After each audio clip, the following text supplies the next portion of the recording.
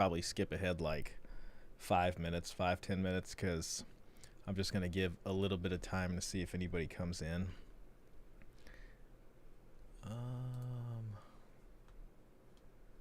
Oh man, not seeing it post in on the YouTube right now. I always have stream problems. Like 5 minutes, 5-10 minutes, because I'm just gonna give a little bit. Oh, okay, we're good. We're good. Just not seeing it on my dashboard. Looks like we're live on YouTube. Excellent.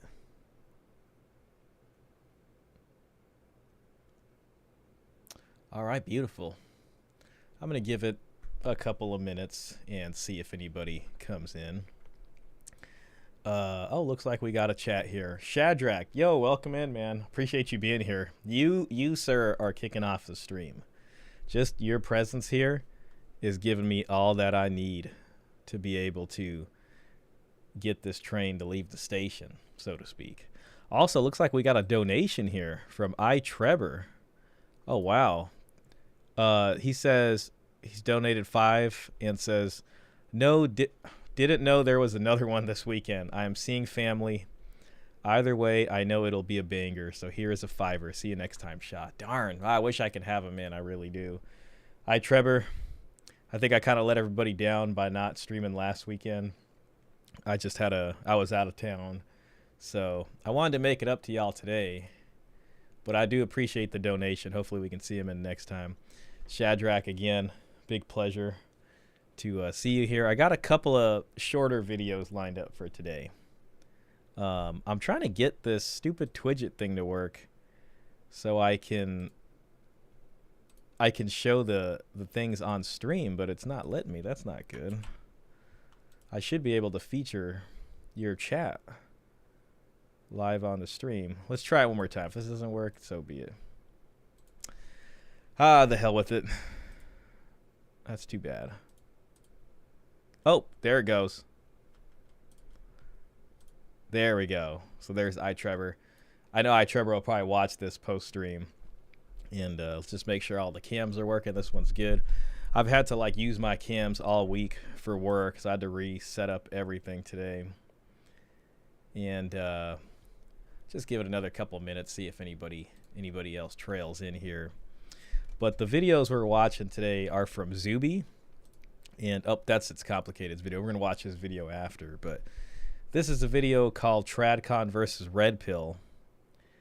And it's only 13 minutes, but that should be pretty good for a reaction. And I've never actually watched any of his videos before. I did see part of one, but I mostly see him. I'm familiar with him from Twitter. So he's pretty active on Twitter, and he talks a lot about this kind of stuff. So I'm interested to see what he has to say. The thumbnail says they're actually both wrong. So he's saying Tradcon and Redpill is wrong. That seems like a kind of a new take on this. So we'll see what he says. And then we got Shameless from It's Complicated. I'm sorry, this thumbnail makes me laugh. Free Bibles. Guy almost looks kind of crazy, but I did see part of this one. But I'm going to go back through. I just thought it was so good. Like, I wanted to go back through and re-react to this one. So we're going to do that. And this one's about shame, which I think is kind of dovetails into this Tradcon Redpill debate. Because, you know, Tradcons, and I think even Redpillers to some extent, kind of rely on shame.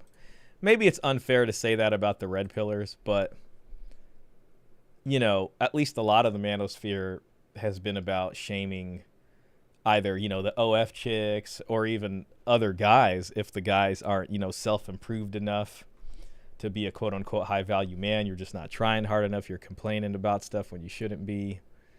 And then the Tradcon shame also, right? Like, I mean, the feminist shame, the Red Pillar shame, the Tradcon shame, and they're all shaming, you know, based off of whatever value systems they have, right? And this topic gets my attention because you always hear people say, like, if they would just bring shame back, if only they brought shame back, maybe society would be better. But when I tend to think about it, just to kind of give you guys the juice here early on, is that I kind of see shame like reason. You know what I mean? Because if you're shaming someone typically you got to give them a reason, right? So it's like, hey, you're doing this and this is bad because of this. Now, that could be a purely logical reason grounded in some sort of intellectual truth, or it could be an emotional reason like, well, this is the God we worship, and in our religious framework, this is a sin and you are going to hell, right? So you should feel bad about that. Or it could be, hey, you're doing this behavior and it's leading to a negative consequence for everybody. Like, I don't know, let's say you're a climate change guy and like you're Greta Thunberg, the how dare you person. I wish I had that sound thing. Oh well. But and you know, maybe she sees Elon Musk rides his private jet everywhere, so she might be like, shame on you, Elon Musk, how dare you, you're ruining the environment by always taking a private jet to the grocery store or whatever you got to do. Yo, Klaus, shout out to Klaus. Oh man, where's my shout out horn? There we go. I made sure to get the sound effects going. If anything's too loud, by the way, just please let me know. I always appreciate that. So yeah, we're going to be talking about shame today. And again, yeah, you know, the feminists will shame everybody. You're not a real man. That's a shaming tactic. The red pillars might say that you're not a, you know, you're just a bum. You're not a real man. You're just complaining. You need to do the work. You know, that's good and bad. The Tradcons will shame you're a degenerate. That's been their new one recently. You're contributing to degeneracy. Degeneracy is what we say it is because of our beliefs, and we're gonna see, you know, how shame fits into all this stuff. So It's Complicated. It's got some good questions for us. I say we just get into this at this point. I don't think I'm forgetting anything. I did shout out Trevor. I appreciate his donation. He's not able to make it today. Trevor, you will be missed today. But I am happy to hear that you're hanging out with family, which is important. We're pro family over here. Now that doesn't mean I'm gonna shame you if you don't have a family. But you know, happy families are always a good thing. So let's go ahead and take a look at this. So this is going to be the Zuby video. I should pull up some of his. Looks like it's probably from a longer podcast. I should pull up some of his tweets. I do see his tweets, and the reason it caught my attention is because when the big Tradcon Redpill schism of 2023 was occurring, and you know, it was heating up on Twitter with shots being thrown back and forth and talks of debate happening. I might be wrong, but I think Zuby had actually offered to host the debate. Possibly he was one of the people that wanted to see a debate also, and numerous people threw their hat in to try to platform that debate. It was going to be a pretty high viewership debate, so people were kind of fighting over who gets to host that because there'd be a lot of money involved in it. So that's why I remember him, and I know he is involved in it. Now, this is unimportant, but I do notice a yerba mate here. And if you remember from the Tim Pool reaction I did with Pearl and Lauren Chen, I believe, yerba mate was all over that place. So yerba mate's making inroads into a lot of these podcasts, and they want you to consume their product. Anyways, enough of that. Let's go ahead and get into this. What's your overall sort of take or feeling around some of these conversations that are going on? You've kind of got the Tradcon versus Redpill thing, which is happening. You've got I don't know. I'm just seeing from all angles this conversation is certainly growing online. And just for if anyone's watching and they don't know, yo, Virtuous Collector, yo, big shout out to you. Appreciate you coming in here and supporting me, man. And if you guys could remember, just hit the like button. It helps me. But anyways, yeah, so if for those who don't know, Tradcon is short for traditional conservative. And anybody who's been reading like the Red Pill threads, you know, from like the subreddit way back in like 2013, 2014, Tradcon is not an alien word to the Red Pill community. That's not new. Red Pill discourse on Tradcons is something that goes back a long way. But, you know, that kind of got put on the back burner as the YouTube stuff started taking off because it was mostly red pillars concerned with feminists and delusional modern women, as they'd say. And it wasn't until much more recently that we've kind of had to see a new iteration of the Red Pillars versus the Tradcons. So just if you're not familiar with the nomenclature there, what's the gist of the topic? So the topic we're talking about today, Virtuous Collector, is shame. And shame as far as it pertains to the dating and relationship world. So that's what's going on. And the question really largely is, should we bring shame back? But more so, it's also, is shame effective? Does shaming someone actually stop them from doing the bad behavior? So we're going to explore that today. So let's go ahead and get into this. I think the conversations are good. I think we should be having conversations. I think we should be talking to each other, not about each other or past each other. I think that's a net positive. Like, I think the fact that conversations are happening is a good thing. I think the world has changed. Like, it would be disingenuous for me to say that the world hasn't changed. What I do believe is, I think the tried and true is still working for the people that are working it.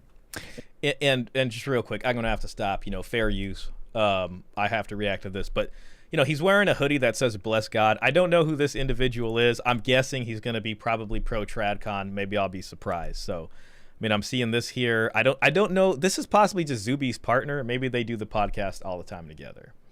Yo, Robert Spencer, big shout out to you, man. This caught me by surprise. I appreciate you being in here. I really do. So I know this is kind of sudden. I do try to put the premiere up so you guys can see it a day in advance. But again, thank you so much. Let's get back to this. And this is what I mean by the tried and true. The people who are genuinely attempting to walk with God and to do relationships his way, everywhere I look, and again, this might be selection biased on my part, I see people winning everywhere. I'm talking folks under 25 getting married. I could tell you 2 or 3 couples that got married in the last year, right? And so the tried and true aspect of it, I think, still remains the same, even though we have way more distractions than ever before. I think the hard part is people, one, don't know what the tried and true is. 2, they are too enamored with the distractions to do anything else about it. And 3, don't have the effort to even do so. If I explain it to them, they go, that's just too hard, and they throw their hands up. Yeah. Right. And so I think that becomes the tough part in terms of this new world that we're in. It's like, yeah, obviously, like, the world has changed. I mean, it changed 10 years. It changed in 5 years. It changed massively. Right. Since we first met, it's changed a lot. Yeah. But I think that things that are true in terms of relationships and building a marriage and a family and a healthy life together are going to be timeless. Right. They're going to be the same principles that, the Bible talks about from antiquity. Like, it's going to be the same thing. So, to be charitable to him, he's presenting the Tradcon view. Mr. Pitt. Yo, shout out to Mr. Pitt. Mr. Pitt says that's Ruslan. He's a devout Christian. Okay, so I think I've heard the name Ruslan before, possibly seen him on Twitter. Virtuous Collector, because I'm blissfully ignorant and stupid, I've only heard of the Red Pill movement from YouTuber The Bioneer, only just this year. It's not a popular topic in Asia. I could see it not being popular in Asia. They're probably not. Feminism might not be as big in, maybe in some places like South Korea. But there might be more traditional values in a lot more parts of Asia than here. We got this whole thing called Passport Bros. I don't know if you heard of it, but they're trying to get to where you are, Virtuous Collector. Anyways, yeah, to be charitable to this gentleman Ruslan here, he's basically arguing, as a someone who's religious and takes it seriously, that the principles that his religious beliefs give him are in fact timeless, from a supernatural source, meaning that the ebb and flow of human politics and human culture has no bearing, because God has given us this message, and that marriage is the way. And regardless of all these temptations, essentially, manifestations from the devil probably, are just that, and if you stay on a steadfast, true path, that you should not have to worry about this. I do like that he does acknowledge that the world has changed, because it really has changed. And that is the X factor to me, is technology. And it's harder than ever. Even me, I still think, you know, a family that's married and the mom and the dad is there and the children is really the best way to do it. And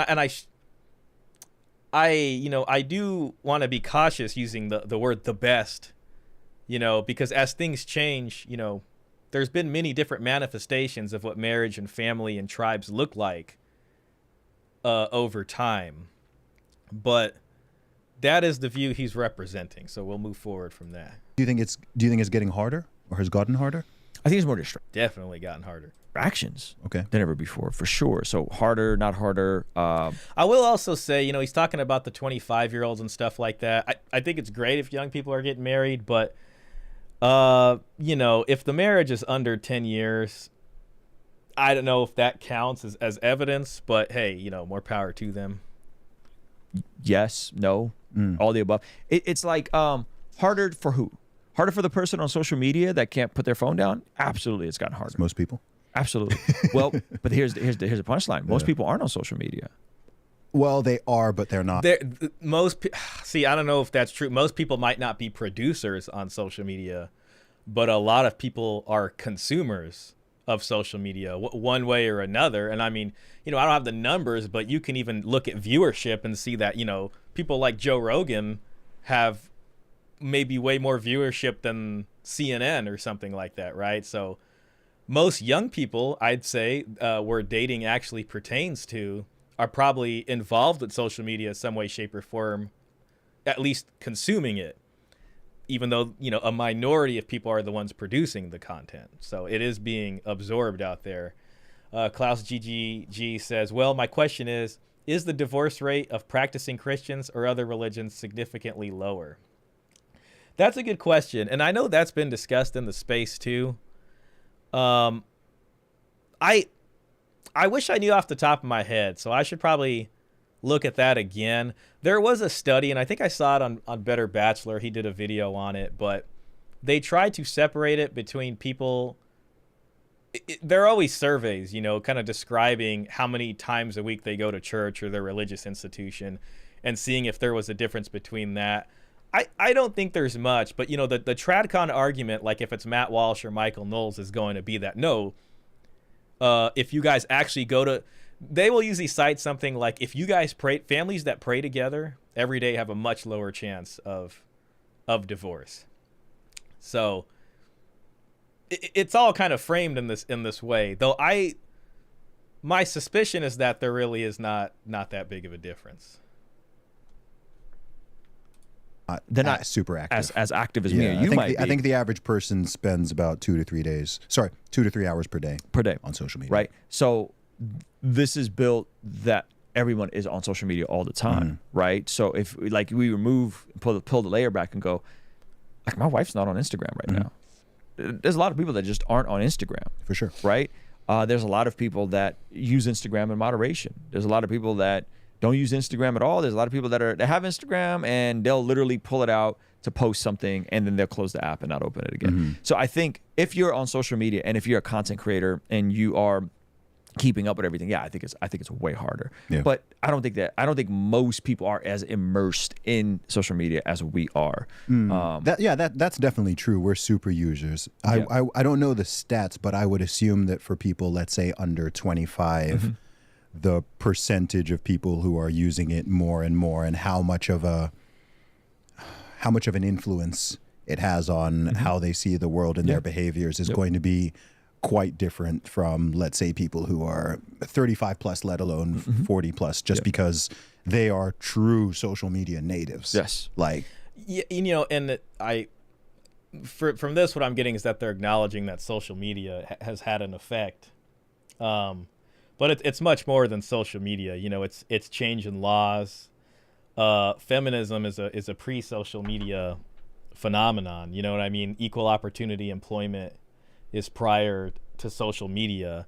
And then you have social media as far as content being consumed, but then you also have dating apps, which I guess you can call social media, but to me, that's kind of a different thing. That's just more of a easier way for people to meet each other. I think they might be using Instagram to mean both, not just consuming content and having, you know, being influenced by, like, let's say TikTok, maybe a a wife watches that and she sees all these TikTok videos and other women kind of convincing her to do something different, or a guy watches red pill content and maybe he feels convinced to spin plates or something like that. So, you know, you can use Instagram as a dating app, but there's just so many more factors than just the social media. From I was talking to someone not long ago about social media and smartphones, and I was having the conversation about at what age to you know, is the appropriate age for a child to have a smartphone. Never. Okay, you say never. Okay, well, that's such a good question. Like, if I had children and when I think about smartphone use for them, it's almost like this balancing act between I don't want them to have that, but you also want them to be familiar enough. Like, I guess the closest thing you can think of is like maybe like a computer when we were younger. You know, some of us had computers, some of us didn't. And, you know, there are kids that have an edge, maybe learning how to type earlier and just understanding computers better, that could maybe help them later on in the job market, whether it was not like they knew Excel or Microsoft Word or how to send an email. But then the other end of that is, well, they might find, you know, some X-rated sites when they shouldn't be looking at that, and the parents have no idea. And it's the same thing for a cell phone. I sometimes fear I'd probably be a too overprotective kind of father, because I'd be very worried about that. But at the same time, like, I know so many kids probably have cell phones by the time they're at least in middle school, maybe some of them earlier. That would be a little hard to understand, but maybe some of them do. Maybe if I had like multiple kids, maybe like the oldest sister or brother would be the one with the cell phone and be like, you're all at the same school, you're in charge of your, you know, making sure your siblings are with you after school, and only call me. Give them like an old Nokia or something. Robert Spencer says, totally apropos of nothing, but I've got a locust plague outside of my house. It's fascinating. I'm fairly certain that this hasn't happened in a long time. They're turning yellow and everything. Now, I don't know, Robert, if that's actually, if you're hallucinating that, or if that's actually happened. If that's actually happening, we might be in the end times. I mean, this could be a prelude to a bad harvest. And with the bad harvest comes disease, bad economy, and probably war. So let's hope that's a hallucination and not something that's actually happening here. I was curious because I was having convo, and it turned out her child got a smartphone at 4. Oh man, someone's kid got a smartphone at 4. That's insane. That's insane. That's a big one. At 4, and I was just like, wow. Yeah. I was expecting, I don't know, maybe 12 or 14 or something, and there's a surprising number of people who, you know, they're giving their kids smartphones under the age of 10. Yeah. I thought that would be like really rare and strange, and it turns out that it's not as rare as I thought. Yeah. Kids are having these things really young. I mean, smartphones didn't even start until I was in my late teens or early 20s, and so they are really just growing up with TikTok and YouTube and Instagram and all of these. That is really crazy to think about, because even me as a, you know, mid-30s guy, there are times where I'm just reading the feed way too much, and I'm like, man, this is literally brain, like, this is rotting my brain. It's doing something bad to like my happiness. You know, I'm just sitting here reading stuff, and most of it's just almost like pig slop. And then to think about kids finding that, and, you know, then there's the cyberbullying aspect, there's all this kind of thing. Hell, if kids are going to have cell phones, maybe it's almost better to just give them one of those old school Nokias if you can still get your hand on it. These things, and man, I don't know. I'm glad that I would not want to be a young man right now. Mm-hmm. I genuinely wouldn't. I'm honestly glad I was born when I was born and not 10 years or 15 years later, because man, it's one of the few things that genuinely worries me and concerns me. I appreciate him saying that. You know, I don't know if he's a Tradcon or not. I'm not super up to date on what his opinions are generally, but that kind of admission right there almost explains why especially like the Matt Walsh, Michael Knowles argument, or the Tradcon sort of typical advice seems to be out of touch with so many young people, because the young people look at them and they're just like, you guys don't know what it's like for us right now. You haven't been in the game for a long time. So I can appreciate that he actually acknowledges that. Is just the effect it has on young people in general. But I think it's fascinating how it sort of differently is affecting teenage boys and young men versus it. And I've always seen like stuff online about possible self-deletion rates or just depression going up amongst like young kids, and it's mostly because of social media or cyberbullying, or these young boys are kind of getting into this stuff, and then the young girls are probably dealing with the sort of Instagram Kim Kardashian beauty standards, and they're coming into who they are as a person, and then it maybe makes them feel depressed if they're seeing these heavily photoshopped images. Yo, shout out to VO Warrior. Appreciate seeing you, man. Welcome in.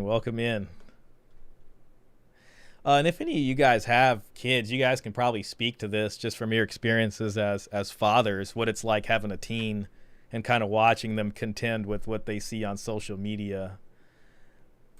Is teenage girls and young women, and because they don't use them the same way, and it's just so it's so new. The early data is not looking good at all. You think it's like going to be the equivalent of the cigarette?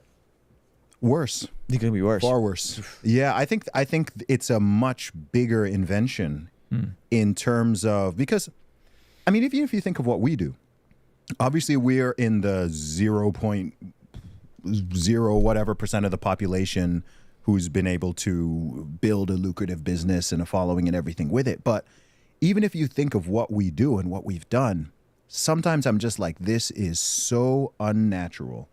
This has never existed before. The fact that I can take my phone and I can just write something and I can put a message out to over 1 million people and they see it, no one in history could do that. People all over the world in real.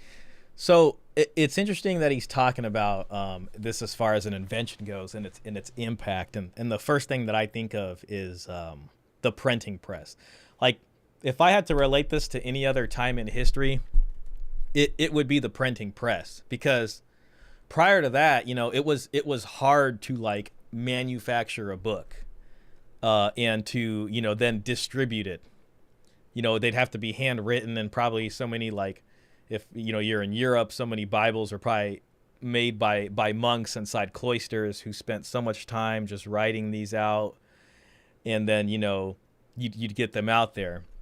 But then the printing press came along, and suddenly you can just print so many of these things.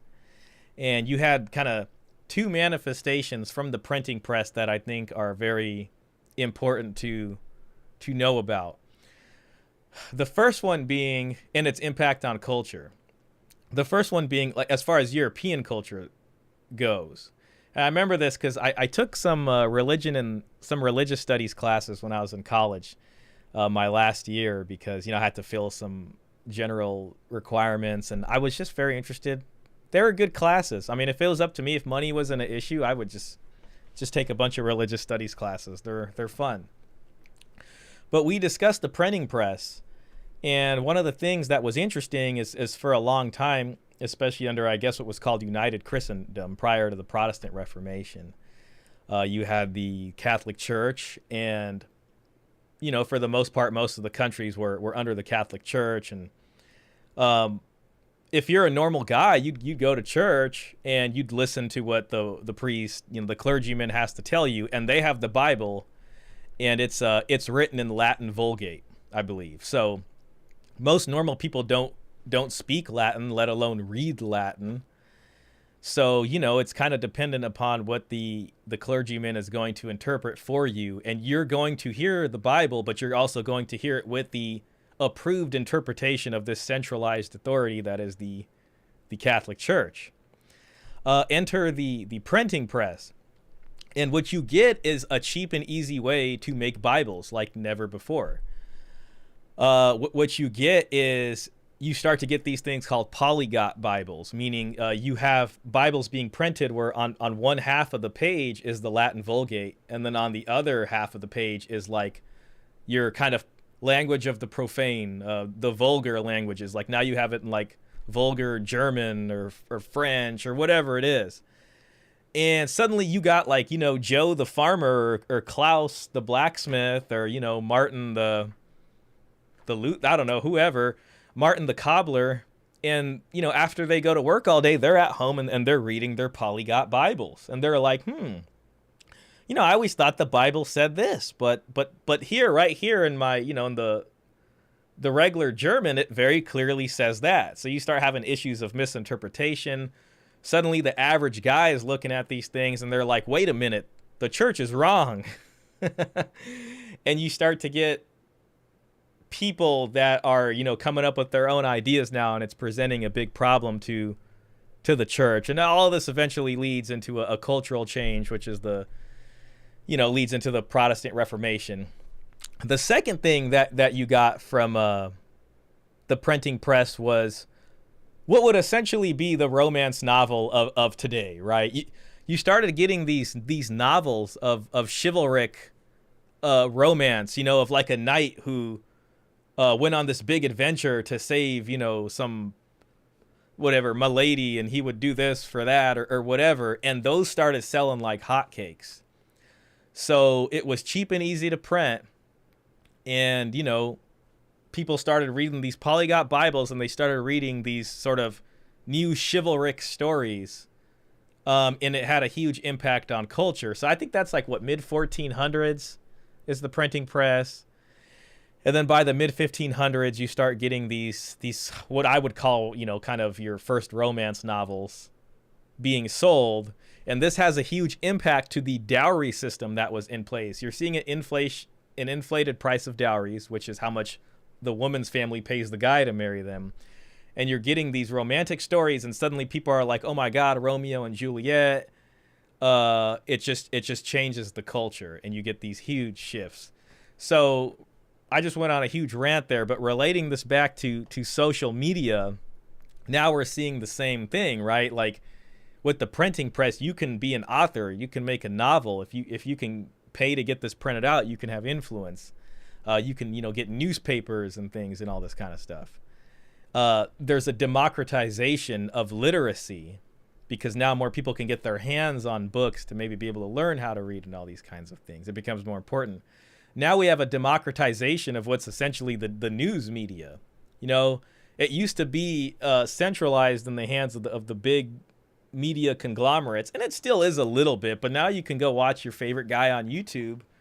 That's what I do. I mean, I don't go to MSNBC. I don't go to CNN. Like maybe if I read articles online or something, New York Times every now and then, but most people are going to essentially what's just your average Joe, kind of synthesizing this information and interpreting it for them and spreading it, you know. And that's when social media is new. You have this whole thing about, you know, misinformation being spread. I mean, you got community notes on Twitter, you had Facebook trying to do the same thing to combat this.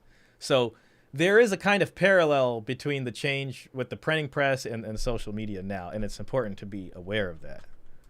Time, even if you were a king, even if you were the leader of a country, you couldn't reach millions of people around the world immediately with audio, with a video, with text, whatever it is. So to just kind of be walking around all day with that and be so interconnected to billions of people, there's something amazing about it of like, you can just be like, hey, I want to reach out to that person, to talk to that person. It's cool, but it's just totally unprecedented. And when you think of the people who are downstream, who are just consuming, scrolling, I mean, you see, it's not good for people's minds. It really is interesting, and it's like this whole thing's, it's not just about sharing the message, but like you can also meet people from a long way, you know, and this has affected dating and the strength of the family. And it's also, you know, affected how people monetize themselves, how people sell. You know, if you were just a brick and mortar mom and pop shop, you can now sell, like when eBay was new, right? You can now sell maybe on Amazon or on eBay or through Instagram, and your small business can be national. You just, pack up your stuff and ship it out at the UPS or the USPS, and you have a whole different market, demographic that you can hit, or market size. Most adults can't handle it. I'm very aware that most adults can't handle it. So when I see children using it and on it, I'm like, okay, if people my age and older cannot put down their smartphones and cannot stop the doom scrolling and are getting locked in all this stuff, then what hope does a 12-year-old, a 14-year-old, a 16-year-old have? I just think they're getting a very just to give a positive note. I mean, I definitely agree with them. They are very vulnerable. I'd like to hope though that the young, how kids kind of are really smart and like surprise you sometimes, and like kind of like in our generation, or our parents probably looked at us and like, wow, look how good they are with the computer, or like, like, dang, this kid can send out an email or can type a lot faster than I can. So maybe, to be positive, maybe some of these younger kids will be able to suss out BS and misinformation way better than our generation could, because they're so smart about it. A very distorted view of the world in many ways. And the other positive thing too is like, when you think of like meme stocks like GameStop, right? That was a new phenomenon where so many people came together on social media to try to stick it to the Wall Street boogeymans. And I agree. Of relationships, of the opposite sex, of what they should aspire to, for girls in particular, what they should look like, what they should look like, and the rates of attempted suicide, depression, anxiety, suicide, all those things, particularly in females, it's going up and up and up. And do you think it will work itself out the way cigarettes did? Well, if it's the way cigarettes did, then it's going to require a lot of regulation with warning labels. That's it. That's a good question. Will it work itself out the way cigarettes did? Probably. I mean, I think we can only head towards one direction, which is heavy government regulation over this at a certain period of time, especially if it's proven to be bad for kids and these kinds of things. Because I went to Paris. Okay. Yeah. And everybody smoked. Oh yeah. That was an anomaly to me. That was like, y'all weird. Like, I love Paris, but like, what are y'all doing? Why are you guys not smoking? This is gross. Yeah. Right. And versus like you walk around here, you go, well, like if we were to go on a walk in my neighborhood, like no one smokes. Yeah. Right. We go to downtown Carlsbad, no one's smoking. So it seems like from a cigarette standpoint, like it's kind of worked itself out. And then it reinvented itself with vaping, right? And the interesting thing about this conversation is even as regulation came in with cigarettes, there's always this conversation around infringing on a private citizen's freedom to be able to, let's say, smoke the cigarette if they want to. But if other citizens are not liking the secondhand smoke and it's proven that that's bad for them, then that's how you can curtail the rights of the individual smoking. Social media, I think, has this aspect of freedom of speech that tends to tie in along with it. So, you have to prove that it's really harming people, and it is trying to work itself out. But at the end of the day, what does that mean for freedom of speech? But these big tech platforms are private entities, so I guess anybody could still walk out of their house and shout on the corner. It's like, yo, you're kind of a loser if you smoke now, with the exception, like if you're in like New York or Paris, and it's like then the people smoke there. I think the biggest difference is just the power of the technologies. So I think with social media, you have fundamentally changed the way that people communicate, the way they meet each other, the way they form relationships, the way they communicate, their perceptions of the world, and you're carrying it around all day and spending 2, 3, 4 hours a day on the thing. And I don't think that genie goes back in the bottle. I think with cigarettes don't really change human behavior in a fundamental way. Social media and smartphones do. The way people behave now is very different to 20 years ago. Even something as simple as taking a photo of your food or taking a selfie. Like, what the heck was a selfie? Even 20 years ago, like the idea of taking a photo of yourself, It's pretty weird. Yeah. It was pretty strange. It was pretty goofy. Yeah. The idea of online dating, the idea of meeting someone online, even not romantic, just meeting someone online and having internet friends. If you were a super geek, it was like, okay. Like I remember when internet dating started, and it was like, if someone said that, oh, They met on the internet as a stigma. yeah, mass. You know, on the having friends online thing, the one thing I kind of noticed, because for a long time I didn't use social media, and it really wasn't until I discovered gaming on Twitch that I got back into it, because I thought it was so cool that you could play games and talk to people at the same time. But when it comes to what these technologies have done, it's really sucked the sort of life out of real life, and it's concentrated them in these spaces. And you know, I have my YouTube description. Let's see, let me just pull it up just to show you, because then maybe you can understand why it is that I put this in my description. But this goes into Baudrillard's concept of the hyperreal. It's kind of what the Matrix. It was a philosopher, is a French philosopher, Jean Baudrillard, and he wrote this book called Simulacra and Simulation, and it was somewhat what inspired the Matrix movies back in the late 90s. And he had this concept called the hyperreal, and it was this concept of something that's more real than real, and it was about media's impact on human psychology, sort of, about how the media was so good at shaping our perception of things that became what we accept as real, even though the real thing in itself isn't that. And in fact, the real thing doesn't even feel real anymore, because it's not as engaging, or it's just the life's been sucked out of it and put into this concept. There's this phrase that the map is now the territory, versus the map just shows the actual territory. But on my description, I put, hello, I'm Shy, I love YouTube, a place that's more real than real life. And what that is a reference to the hyperreal, because, you know, when I did start streaming on Twitch and interacting with people, and I've made a lot of friendships online, and it is kind of weird, but it's almost like all the color that used to be in life has been sucked into these, and you almost have to have some presence online in order to reclaim some of that back. Robert Spencer says, or even a business owner who wants to allow smoking in his establishment. Pipes go for almost $2,000 now. Smoking is a rich person's luxury. Wow, I mean, if it's like a really nice like glass pipe or something, I can see that. I was imagining like one of these pipes. You know, I bought one of these pipes because I always imagined I'd get some pipe tobacco and smoke it on stream, but I never did. Maybe someday I will. Maybe someday. Stigma. Yeah. So that's what I think. It's the next thing that I see having this sort of complete world-changing thing is AI, because it's not the same as a television or a radio or, I don't know, the motor vehicle or whatever. It's like, no, this is going to fundamentally alter the way that things happen. Yeah. From just look at what's going to do to the job market and people's sense of meaning and purpose and the idea of. See, that's it. Technology is the X factor.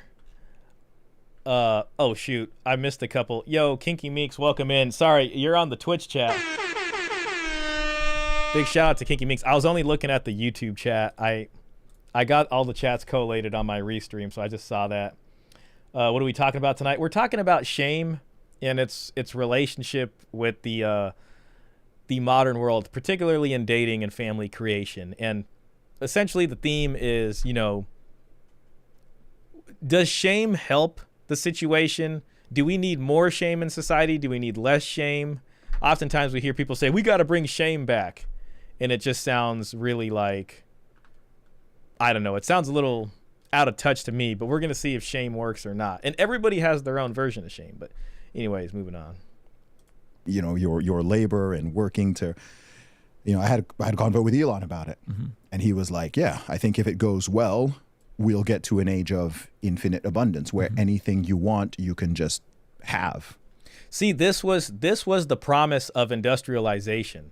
when factories came in and they're just like, wow, we can produce all these things for so much cheaper and faster now. This is going to make everybody's life better. This is going to make it so you don't have to work as many hours. You're only going to have to work 4 hours a day now because all this stuff is so cheap and easy to make.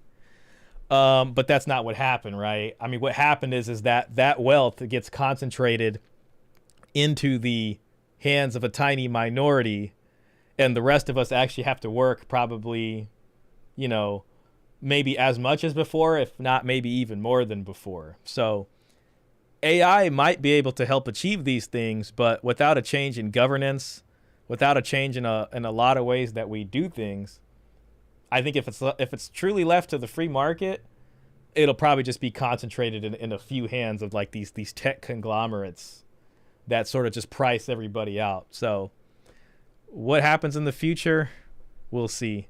Kinky Minx says, some people have no shame. I feel like with your username, Kinky Minx, and the idea of shame, it's like almost to be like there's some sort of relation there between kink and shame. I'm struggling to find what it is, but I know there is one. I just got to think about it more. Now, I think if you think about that for more than 3 seconds, you're like, that's not good. Like, for all of human history, people have had to work to have.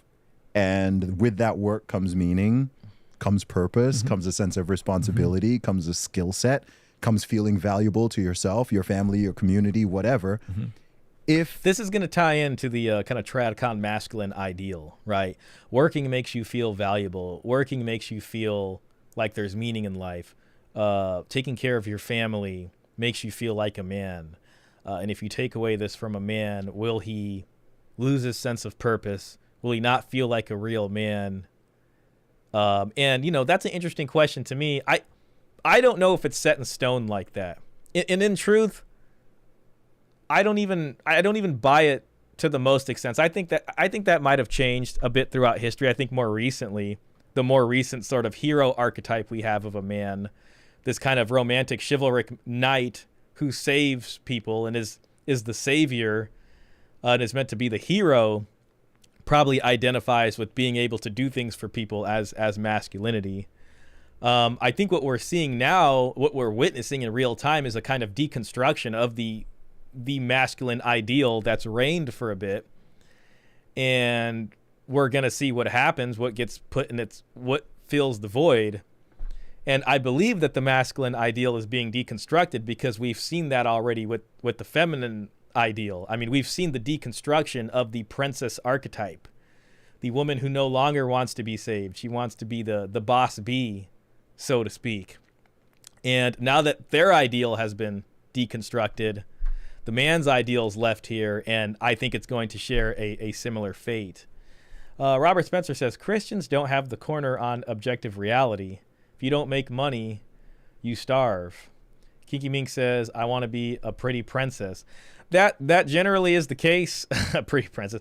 Robert, that generally is the case in our society. And you can even argue for nature. It's like if you're an animal and you're not hunting or you're not looking for food, you're going to starve and get picked off by predators or whatever it's going to be.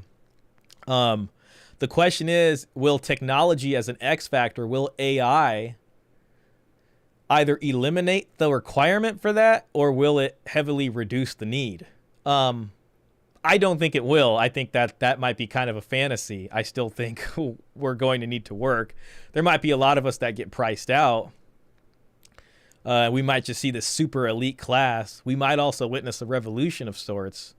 But, you know, I don't know if it's as easy as picking up our pitchforks nowadays, because you're staring down the barrel of a AI controlled, you know, super weapon. So we'll see.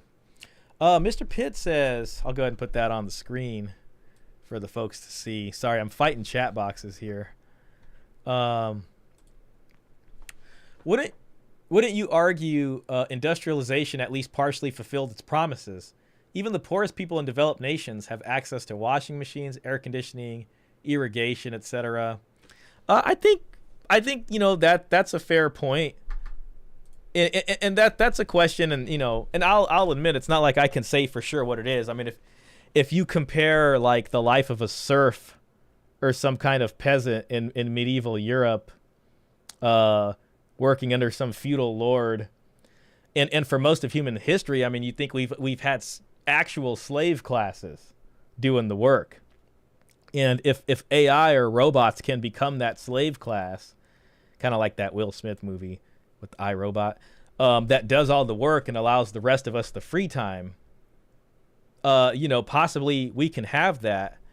And, I don't know if maybe we all have more free time than we ever had before. I think what's really happened with industrialization and democracy is that what we did is we kind of took all the classes. We took the nobility class, the merchant class, whatever class, I don't know, the slave class, and we put it in the blender, and we just blended all these things up into a slurry. And that's like modern day America, and all of us are a little bit of a slave. All of us are a little bit of a nobility, but we have to kind of serve the functions of all of them in order to partake in the other. So it's like, I have to be a slave for 8 hours a day.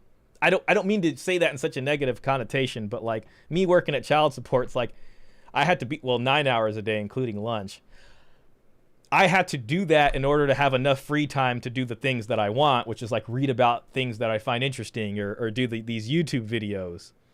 And the question is the amount of time that I, needed to work to be able to have a little bit of free time in the evening, was that the same or less? I think it might have been less for some people. If you're in the noble classes and you had slaves and the slaves got no freedom, unfortunately.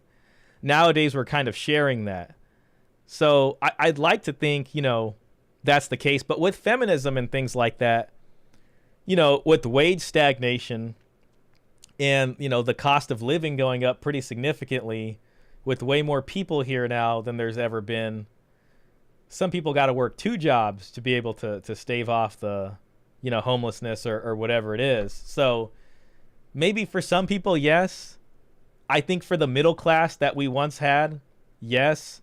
Though there's an argument to be said that's largely being eroded now as this wealth gap develops between the ultra rich and, the rest of us. So, I mean, I think maybe for some extent, yes, it did.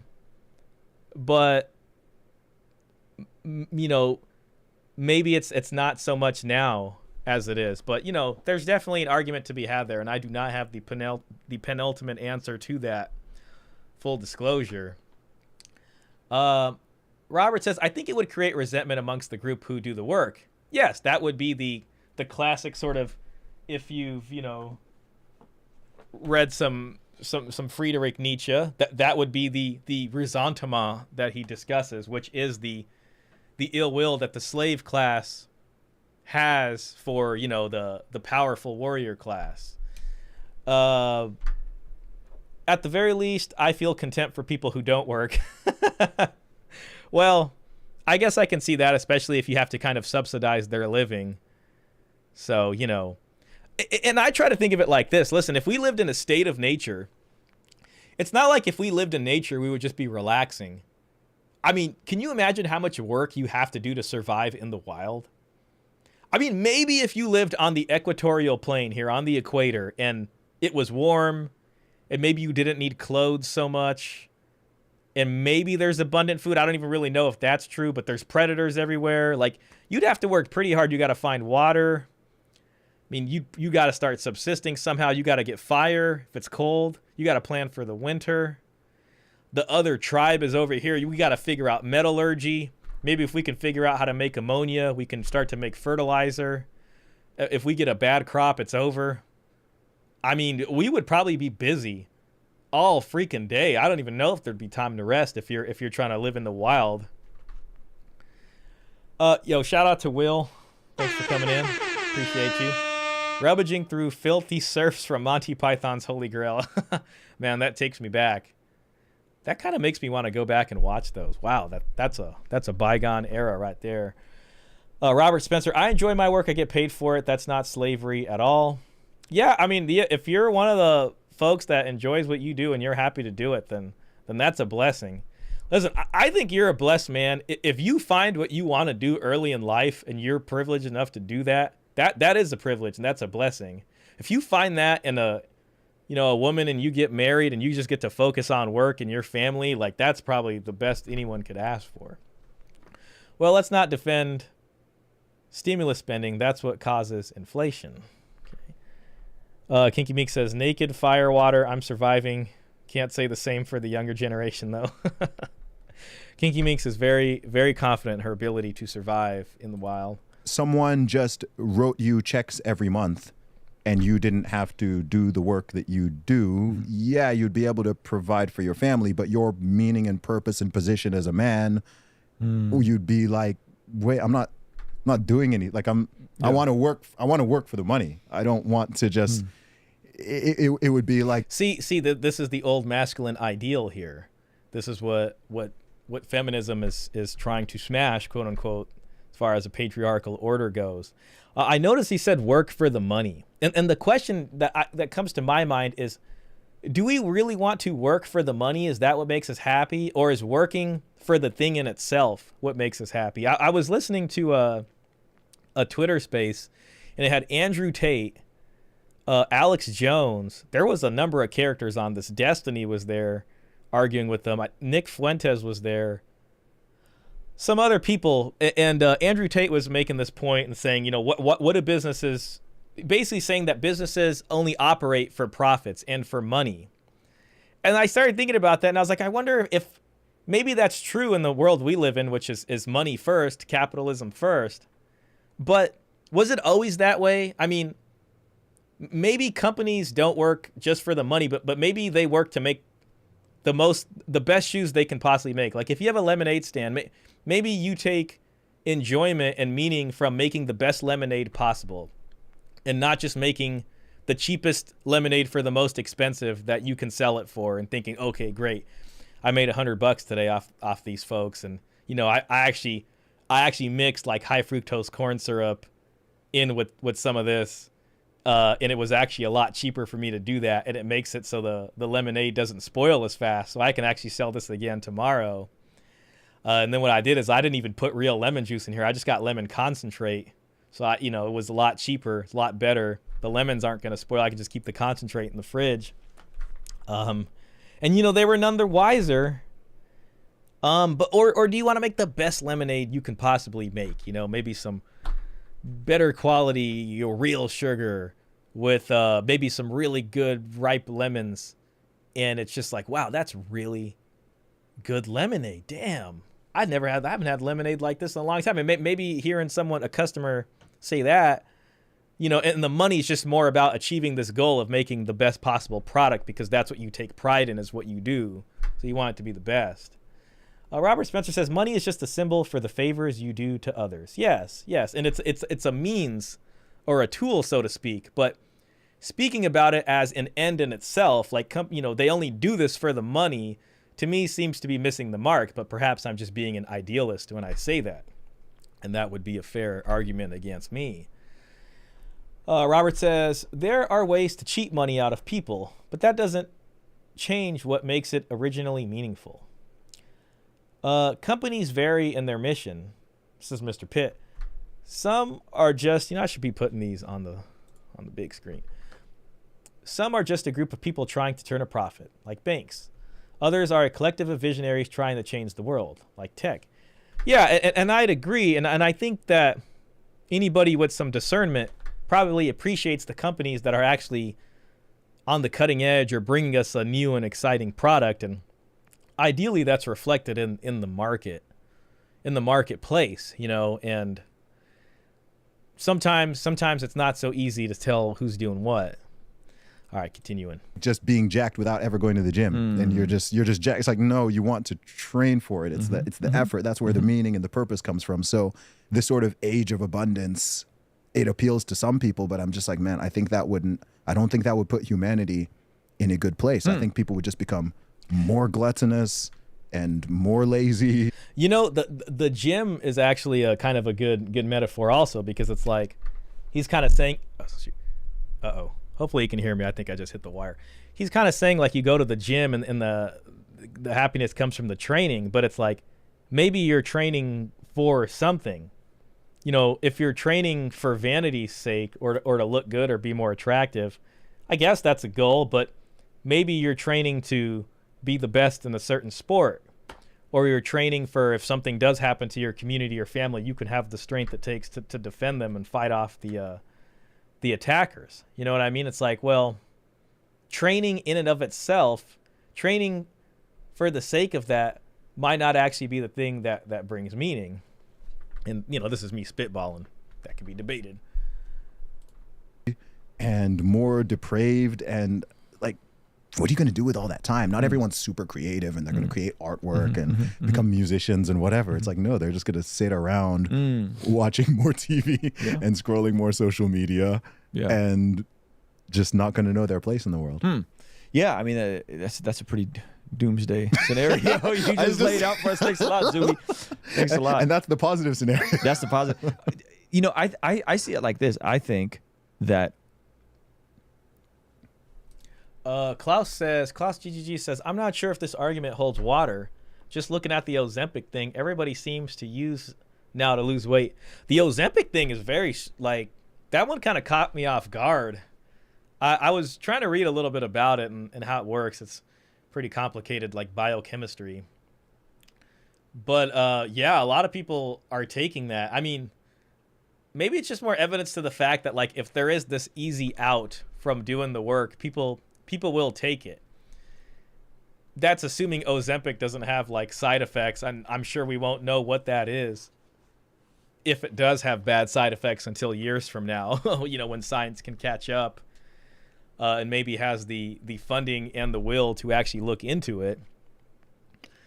But, you know, I think people look back and they demonize like pharmaceutical companies, and they're like, oh my God, these pharmaceutical companies lied and got people to take this drug and it had these nasty side effects and all these things happen. Now it's off the market.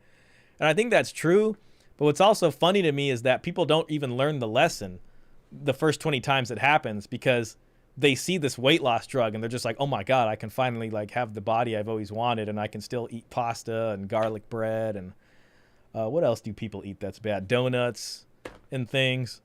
And they just go for it. Side effects be damned. This is going to sound weird coming from a Christian, but like, I think natural selection works a lot of this out. I think people who want to be distracted and do the things that don't lead to any meaning to their life and not figure out ways to meet real people, to start real families and build real homes and have real kids and have all these things. I think you fast forward to like, who's even having kids within the same home right now? It's religious people. Yes. Right? So let's flesh that out 50, 60 years. Who's going to be, what is going to be the population? It's going to be more people that come from solid families, and people that come from like, wow, they really didn't want you. I think that's an interesting argument, the natural selection one, because yeah, I mean, I think it's like, I can see the logic there of, if the religious people are the ones having the kids, and ideally they're instilling their values in those kids, then that's what you're going to see more of in the future as the quote unquote, like, let's say progressive liberals die out or whatever. But I just don't know if that's true, because if anything, the religious people could just be providing the bodies that then get kind of programmed with, you know, progressive values or the other side of the values system. So these people actually are kind of growing the raw material, so to speak, that then get co-opted or hijacked by the other side. So, you know, I don't know if the natural selection argument works there specifically. I mean, I can see what he's saying, but you got to understand, you know, what we're dealing with, the craziest hive mind social media machine we've ever seen. And the propaganda that's being thrown at you is crazier than, I guess, ever before. And maybe it's so subtle you don't even know you're seeing it. So who knows? Maybe that's true, maybe not. Right? It's going to be those two extremes. And I hope that the people that come from solid families continue having solid families and continue building on those legacies and laying out the foundations for the next generation to come. But I don't know how that. And, you know, the thing I always kind of, my sort of axe to grind here on my channel is the laws. And it's like, I get what he's saying, but those solid families and those generations going on and on and on, has a lower likelihood of happening if if the laws don't change, because the laws are like corrosive acid that just kind of help to destroy families. And he's essentially relying on religion to counteract that.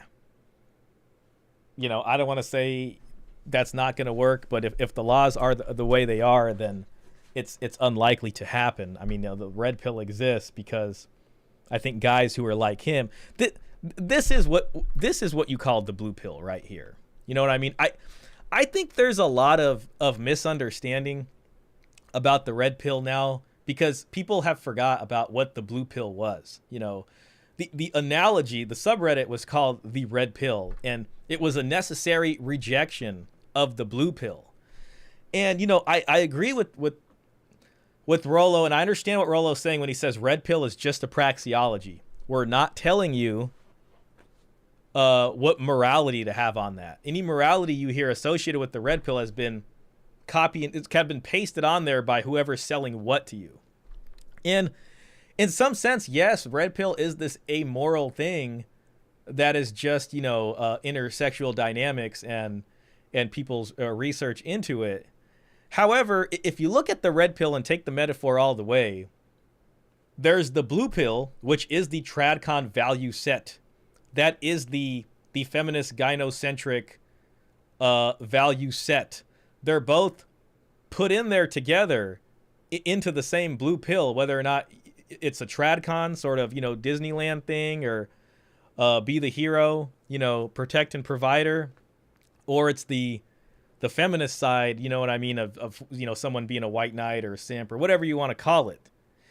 And by taking the red pill, I think the praxeology argument tends to kind of get off kilter a little bit when you understand that by taking the red pill, you are rejecting the red pill. So you are rejecting the blue pillar's worldview, the Tradcon worldview. You are rejecting the kind of gynocentric feminism worldview. And in so doing, by rejecting those worldviews, you are rejecting a ethical value set, a moral value set. So to say it's just a praxeology, I don't know if that's entirely true. And you know, he has the job of trying to rework the blue pill, a biblical value set to be able to accommodate these new technologies and find a way to make them marketable again. And that's what they're working on. Let's see. Klaus says, let's just look at all the daughters of preachers with an OF account. Yeah, I mean, I think that's Nala. That Nala girl, she was the daughter, I think, of a preacher. That's the thing, and the cycle continues, and then, you know, the born again and this and that. You know, when they're young, they're going to get co-opted by the other side because it's too attractive. They have everything in line to be able to take advantage of that, to be on top. And then on their come down, it's, you know, then they're going to start going back to church and all these kinds of things. Let's see what the comments say. I'm going to hit it with the like button just to do it.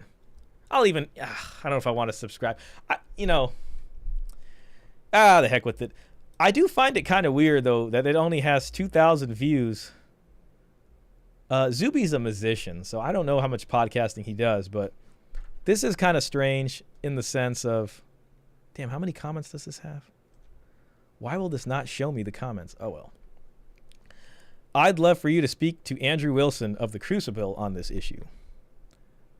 I think this should have a lot more views because he has 250,000 subs. That's kind of strange. I left the church 20 years ago, still not spiritual or religious. However, I cannot deny the importance of women and men having purpose outside of themselves to have stable relationships. You cannot wife a self-centered woman. That's true, and you know, you probably can't husband a self-centered man to complete that. Never sign a contract with someone who is rewarded for breaking it. Simple as that. Yep, and red pill freedom. See, and this is going to be the legal argument, which, you know, this gentleman has to contend with. They both have to contend with that. With new technology, there should come a new legal system that accommodates a lot of that kind of stuff, you know, and it's like, he wants a man, he wants a man too to be a protector and provider. He's saying masculinity is kind of rooted in this idea of providing. But if you live in a feminist society with equal opportunity employment and half the jobs are going to women, And that's going to make it, you know, a lot harder for men to make more than the women when they're competing with those women that they're also expected to provide for. So necessarily what that means is that provisioning is now split, with women should be expected to do a part of it. And it's like, well, not my wife, she stays home. That's true. Your wife maybe does, but a lot of these women are still out there affecting the job market, the wages and all this kind of stuff. So that just makes it harder and almost untenable and unsustainable for everyone else to live up to his old school values system. Is this guy a Christian rapper? When did Jesus teach winning? That's an interesting question. I agree the negative impacts of social media will far exceed cigarettes. The body dysmorphia, depression, anxiety among young people because of this stuff is already off the charts. Yeah, and I mean, this sort of body dysmorphia, I think, is what this is why the feminine standard got deconstructed in the first place. Now I got to make a confession. I did watch the Barbie movie. And, you know, I will even say it was a good movie. I thought it was a pretty good movie.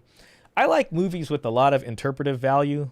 So if you watch 2001: A Space Odyssey, that was made in the late 60s by Stanley Kubrick, and it's such a good movie to me because you have to almost watch it multiple times to try to understand what's going on in the movie. I always wanted to make a YouTube video that was a video analysis of the Barbie movie, but, you know, I didn't. Anyways, in the beginning of the Barbie movie, spoilers incoming, by the way. If you have your heart set on watching the Barbie movie, you may want to mute me for the next 5 minutes. In the beginning of the Barbie movie, you have a kind of one-for-one scene of the opening scene of 2001: A Space Odyssey. And if you've ever watched that movie opens up with a bunch of like monkeys or apes on the like African savannah, like this kind of pre-human. And they're just doing their thing, and one day they wake up out of their cave and they see this black monolith, just like this rectangular object just there. And they're like, what?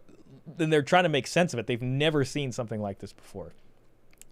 And this monolith has an impact on them, and it sort of sets off the series of events that lead to civilizational building. And this monkey sees this thing, and somehow in his mind he puts it together that he can use a bone to like hunt animals and to beat up the other tribe. Okay, now in the Barbie movie, it starts off the same way, except it's a bunch of little girls just playing on the savannah. And then one day this monolith appears from them, except it's not a monolith. It's Margot Robbie, this beautiful woman, the Barbie, like the ideal Barbie standard, as a monolith appears in front of them. And all these little girls, they were playing with their little dolls, because, you know, little girls play with dolls. That is the mother archetype. The little girls see this beautiful woman, and they all like want to be like her, and they all pick up their dolls and they start smashing their like little girl dolls and breaking them. And basically the whole Barbie movie then takes place. And if you look at the movie, my personal interpretation of it is it's about how this Barbie standard was so impossible to reach for so many women that it made them miserable. And it's about the kind of deconstruction of this standard. And this mirrors what we've seen in our culture, which is the deconstruction, feminism's deconstruction of this kind of beauty standard, because it had become so lofty that only certain women could achieve that. And we kind of see a similar standard with men, you know, this kind of G.I. Joe standard. But you see this with Andrew Tate. Andrew Tate is the kind of Barbie standard, except for men, you know, this like hyper masculine, Bugatti driving, just so much money making, influence having, muscle having, just tall guy. You know what I'm saying? And as the game gets harder and harder for men, as it gets harder and harder to compete for jobs, harder and harder to be a provider, since, you know, equal opportunity employment and all this stuff, as it becomes harder and harder to live up to that standard, what we're going to see, and we're already seeing it, is the deconstruction and the destruction of that masculine standard. And that's kind of what the Red Pill has been ushering in, and we're witnessing this in real time. Robert Spencer says, "Hey Shaw, you really ought to do a video about the Barbie movie." I really do want to. I wanted to do it. I mean, I was kind of scripting it out, and I wanted to grab stills from the film because there's actually a lot of symbolism in that movie. And the Red Pillar kind of reviews that I saw missed a lot of it. They really missed a lot of it. And I don't even know if it's purposely put in there, but it's kind of unconsciously in there. And it is actually truly, I think it is a good movie. If you haven't seen it, it's worth watching. It's pretty good. I'm totally for hire for ideas. I appreciate that. If you need any jokes written, I could do that too. You could be a ghostwriter, Robert. Smexy Aff is what you're saying. Yes, that's what he was. Okay, so now we're gonna move on to shame. Okay, we're gonna go here on It's Complicated channel. If you guys aren't subscribed to him, go ahead and subscribe to him. We are fans of the It's Complicated channel around here, and we're gonna talk about shame. So you can already see in the thumbnail, we have what appears to be a Tradcon in Las Vegas. We got consumerism in the back. We got the Louis Vuitton store here. We got this gentleman on the strip trying to spread the good word here. He's giving out free Bibles, and we're going to have this discussion about shame. So we're moving on. We're moving on here from this Tradcon Red Pill discussion. We're going to see how shame fits into this. Oops, I should put that up. I should also take a swig of water. Whew. I should really open a window in here, but yeah, I'd rather not.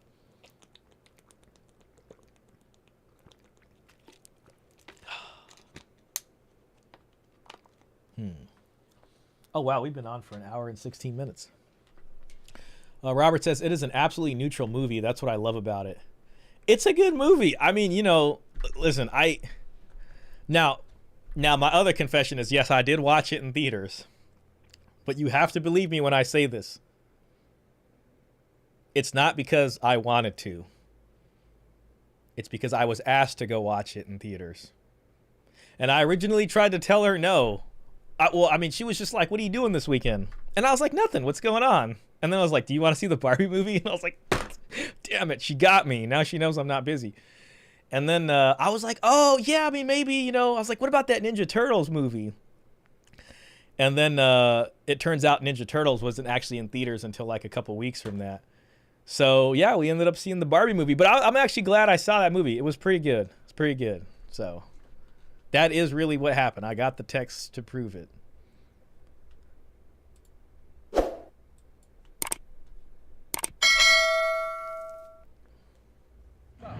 What is shame and where does it come from? I believe shame can be different for a lot of people, but I think it stems from insecurity, and it also stems from people's values and how they were raised. That's where I think shame comes from. That's an interesting question. You should probably think about that. I went with my daughter. Oh, yeah, I bet she absolutely wanted to see that movie. Shame is like that. I guess it's a societal mechanism to kind of call people out when the behavior is straying away from what is culturally acceptable. There's shame, and then there's being ashamed. And I guess being ashamed is after something has happened and you feel bad about it, right? Like maybe you feel, well, guilty is kind of a different thing, but you can be ashamed internally. That's yourself shaming yourself.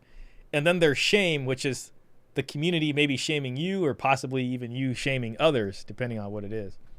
What is the difference between shame and guilt? I would say, like, feeling guilty, I would say you know you did something wrong. And then shame is like you feel, actually, I feel like they're kind of similar. It's hard to explain the difference to me. Why are there people who think we need to bring back shame? I feel like there are a lot of people who do and say things that they shouldn't, and they don't have shame for it, you know, and then they get themselves into things that they shouldn't. Like, I hear a lot of people say bring back bullying, all that type of stuff. I understand that. I think people... See, it's just like, another thing to think about with this is, how does the concept of shame work with the concept of freedom, right? Because, you know, the highest American value, at least as we're culturally sold it, is freedom. Whether that's free markets, or freedom of religion, or freedom of speech. But it really is freedom and the pursuit of happiness, you know. And you know, you might have, like, let's say conservatives, for instance, upholding freedom as like this thing that they love, but then also are upset when people choose to not live traditionally. And it's almost this kind of weird thing. It's like, why would they shame another American for living non-traditionally? It's just them exercising their freedom. I guess an argument could be made, if what they're doing is harming society, then perhaps, or if it's infringing on their rights to be able to practice how they want to practice, then possibly. But I think there is this kind of friction between this concept of freedom and maybe shaming people, but let's see. I want to bring back shame because they think certain narratives or ideas or expressions of ideas don't fit what they believe. The people that want to... Robert Spencer says, bullying is a shitty behavior practiced by people with more power. That's not shame. Yeah, I agree with you. I don't like this whole bring bullying back or bullying is good. I can see, you know, being bullied and then maybe you like fighting the bully and then gaining confidence or something like that. But the bully's not anything to be celebrated. I mean, if you were bullied in high school and then because of that bullying, you maybe made, you know, it gave you motivation to do something. I just don't see myself going back to the bully in high school and saying, I really want to thank you for bullying me and it really helped me. I don't think I would do that. I would just kind of rely on my growth and say, you know, if I run into another bully, I can prove it to myself to fight back against them. Bullies need to be fought against. And, you know, typically bullies are what get in the way of people expressing themselves to be able to enjoy their freedom in one way or the other. Bring back quote unquote shame. They don't see it as shame. They see it as something that aligns with their values, but not everyone else's, and they think they're right. So that's what I think. They don't like, you know, and then I think shame is only going to work if the laws support that, right? Because there are probably certain taboos and things that are illegal even in 2024 America that you should not do. And rightfully so, you'd probably be shamed for it. But to be shamed for things that aren't illegal, I don't really think makes... I guess they can do that, but the question is it effective? And I don't think it is. It's like, okay, let's take the OnlyFans women, right? Like we've been watching these podcasts for years now at this point, shaming the modern women. Has that stopped the behavior? Has society less promiscuous now that we've had these podcasts shaming people literally week in and week out for these past few years? Are the body counts going down? Is marriage increasing? Abortion's Robert, that's a great one. Abortion. There's shame on that and all these kinds of things. I don't know. I don't think that works. I mean, because it seems like for the most part, what you tend to see is people dig their heels in. And they're almost like, ooh, we know what triggers you now. Like, we know the Daily Wire guys are triggered by this. We know that the religious conservatives are triggered by this. Let's be even more of a, promiscuous, because we know they can't stop us and we know it's going to anger them. Ha, too bad, strong and independent. Shaming them almost pushes them more into the behavior pattern, especially if it's not illegal. Like, I think shaming is only going to work if there's an actual consequence for them down the road there. like other people's narratives or expressions of ideas that they do, and shame is a way to kind of make them feel bad for it, make them feel guilty of it, and get them to change or not express those narratives to keep a world shaped more around what they believe and what they enjoy seeing. Is there anything that deserves to be shamed? I don't think so. As long as you're not doing something obviously illegal or like murder, stuff like that, I don't think anything should be shamed. I think people... See, I kind of like what he's saying specifically about what's illegal. If it's illegal, and then, this all goes into who creates the laws and whose morality is. I kind of look at shame like, kind of like reason, this was in the Republic of Plato, there's a discussion at the beginning of the book, and you have Socrates and a few other folks, basically some young kind of like noble Athenians. And one of these young Athenians' teacher is there. I think his name's Thrasymachus. And he's teaching Polemarchus, who's this kind of like young up-and-coming Athenian man. And he's teaching Polemarchus to be a good, like, orator, someone who can argue, who can persuade. Because if you live in a democracy like Athens, your ability to persuade is going to help you. And persuasion and putting forth a good argument does not necessarily mean pursuing the truth. It just means being able to convince somebody of whatever it is that you want specifically. And then Socrates comes in and he beats Thrasymachus in this argument. And then Thrasymachus gets angry and goes away because they're arguing about what justice is. And then when that guy leaves, Socrates says, you know, I don't feel good about what I did because I feel like I only argued with him to beat him, but we didn't actually arrive at the truth, which is what philosophy is. Philosophy is about this kind of back and forth in order to reveal the truth that isn't exactly ego-driven. It's not about trying to advance whatever self-interest you have at the time. And this is called sophistry. Sophistry is like the skill or the art of sort of arguing for what you want, but not trying to seek the truth. And I think what I'm trying to say here is that using reason is like a sword. And reason is just a sharp sword. And the sword cuts. But what matters is who's wielding the sword and what it is that they're fighting for, that they're trying to do. Shame is kind of a similar thing, right? And the question is you can bring shaming back, but who is wielding this kind of sword of shame? Is it the Tradcons shaming?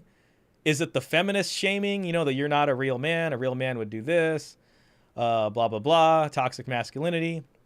Is it, you know, the red pillar shame? You need to self-improve. And again, this is the more recent manosphere red pill talking points of the high value man. You got to be the high value man. Like you're not there. You're just a quote unquote brokey, I guess you can say. Or the Tradcon shame. You're a degenerate. You shouldn't be participating in degeneracy because we say this is what degeneracy is. This is what our beliefs tell us. So you got this gridlock between the feminists, the red pillars, the Tradcons, and they're all wielding their own individual swords of shame. So when they're like, bring shame back, it's like fighting shame against shame. And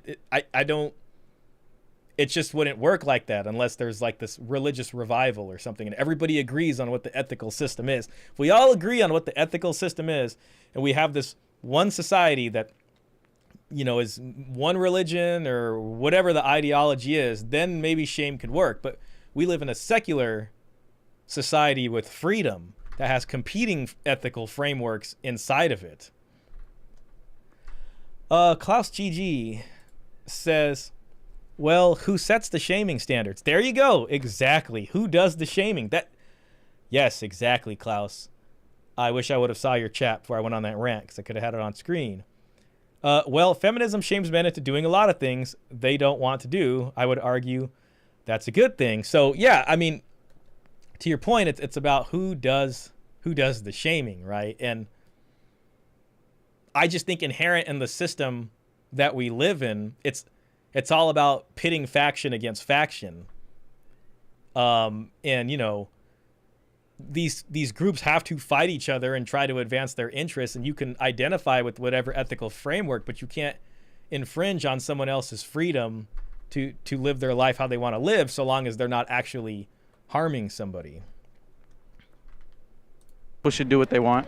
If something makes you happy and it doesn't hurt anybody else, it's whatever. And some people, that could be argued with religions, look down on other religions or other cultures or beliefs in a similar sense, but more so like, you know, I don't like that. I'm never going to raise my kids. I'm going to shelter them from it. And I'm going to shame them if they do that, or shame other people in front of them to kind of build that so they don't ever do it and they shame people. What is the purpose of shaming people in a multicultural country full of religious freedom? There you go. I believe there's no point, because if there are multiple people from multiple different backgrounds, shaming somebody not knowing where they come from or how they were raised is kind of pointless. I think it's negative. There's no point in doing it. And some people want to uphold their views or their values and don't like others. If everyone could stay in their own lane and not shame everyone, it would be great. But that can't happen just because the way we are raised makes us have a negative outlook on certain things regardless. Sorry, I was trying to play ads again. The Tradcons want to shame us into marriage, even though it's a high risk. Yeah, and it's the Tradcons want to shame us into marriage. The progressive feminists at the same time would shame men into marriage and saying, you know, you're not being a real man. What kind of a man doesn't want to get married? What are you looking for? You know, why don't men want to commit? These aren't just Tradcon women saying that. That's also the other side saying that too. And it's most people just wield shame as a tool to get us to do what serves them, right? So it's just like Klaus says, you know, who does the shaming and who's setting the standards? And that, you know, that's the tough part about freedom at this point. It's not like this society where there's this kind of sort of homogenous, or like everybody buys into the same ethics set. Robert Spencer says the difference between mores and moes, mores and mores. I can hear my cat meowing at me outside of the door, but if she comes in here, that can derail the whole stream. At what point does shaming infringe on the freedom of others? When it becomes harassment, when it's assault, when that's it's just bullying. you're being bombarded by it. And of course, some cultures, not like myself, of course, experience it a lot more for different reasons, for their skin color, just being shamed for what they believe in, if they like a weird anime or art form. When it impacts their decision making. So if the pressure of shame from society causes you to do or be something outside of what you want to be in your free will. Didn't gay people have to fight to not be shamed by religious people? Absolutely they did. And it's still prevalent now, but it's far less than it used to be. And I think they're far more accepted by religions and religious communities, at least here in my world. Of course, you're never going to fight a battle like that, shame. You're never going to take over the world with it, just because people are so rooted in their values and their ways. And it's not easy to break out of that. So That's an interesting question. Like if you think about like LGBT people, okay, you know, I guess with shame comes discrimination as a matter of fact, right? So it's like if someone is shamed for something, that kind of puts them into this sort of group, and you know, someone might not want to let that person be part of the group or whatever, and you just have this problem that the US has been wrestling with. Because on the one sense, like if you're a Tradcon, I think their argument against kind of saying like what I'm saying, or like them saying that shame is effective, is if they can logically prove that the behaviors of the other folks, whether they're free or not, are going to have bad consequences for them themselves. Like, oh, well, you're going to end up with no family and you're going to be like a single person dying alone, which is why we should shame people when they're young to have families or something like that. I can see kind of the logic maybe of why they would say shaming works, but I don't know. I still just can't buy into it all the way, because at the same time, let's say if it's marriage has its high risk. They're kind of shaming guys, you know, into marrying, but aren't really doing anything about the laws. And the red pill kind of only exists because those guys did buy into that for years, and they just kept getting screwed over and over and over again until they're finally like, all right, we can't, we just can't keep doing the same thing. It's driving us insane. So they did have to fight, and I think they will fight, and every other group, small or large, is going to always have to fight to not be shamed. And I think that's what gives them a sense of community. And then, you know, eventually, like, they did fight, and they won that, but it doesn't often stop there. That once it becomes the prevailing culture, then sometimes that side gets out of hand. Like, feminism's become so prevailing that you're just shamed for being a guy in a lot of ways. You know what I mean? So on the one hand, you're shamed from the feminists if you're going to be masculine and it's not serving them. You're going to be shamed by the Tradcons if you're kind of being masculine, like in a red pill sense, and it's not serving their interests. And you might even be shamed by, you know, everybody if you're not, you know, masculine in whatever way they describe it. So, you know, it's just like, I don't know if the shaming is just not working, and then essentially everyone's just going MGTOW, or they're just putting their hands up and they're like, I'm not going to deal with this at all. Klaus says, you can't shame people about being gay. They're still gay no matter what. I agree with you, honestly. It's not going to change. It's not going to change their biology, I guess. You know what I mean? Like, I'm sure they tried that. It didn't work. It kind of reminds me of the natural selection argument, because it's like, well, if it's a natural selection argument and they're not reproducing, yet society will always have these people here. Like, it's like somehow it just always exists anyways. It's part of the society. Like, shaming them is almost cruel. Bullying them, it is cruel because they have no control over that. I can see people pushing back if they're trying to, I don't know, push a certain kind of thing into your household. Like, yeah, if you are a Tradcon and, you know, they're pushing like, well, we don't want gender roles in bathrooms or whatever, or the women's sports team. To me, that's going too far, like, especially with the sports. I think that kind of, you know, doesn't make sense, and eliminating all that kind of stuff. But, you know, where it's just them getting discriminated against, I think is wrong too. And, you know, they don't deserve that. And you can't shame guys into being taller than 6 feet. Yeah, well, this goes into the self-improvement mantra. You can't shame everybody for not being a high-value man, because that's literally, like, economically impossible. You can maybe improve a little bit at some point, but, you know, everybody's not going to be able to live that lifestyle. So if you have this upside-down market, equal opportunity employment, stagnating wages, cost of living going up, at a certain point, if society's not serving the average person, you got this huge problem. Robert says, mores are okay ways to behave according to culture. Mores are just trends. Mores are okay ways to behave. Yeah, like a cultural moray.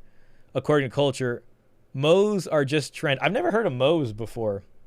Just makes me think of The Simpsons and the bartender. Mr. Pitt says, the peculiar alliance of Tradcons and feminists on marriage is reminiscent of the alliance between Baptists and bootleggers during the prohibition of alcohol. I wish I knew a little bit more about that. I mean, I know a little bit about prohibition.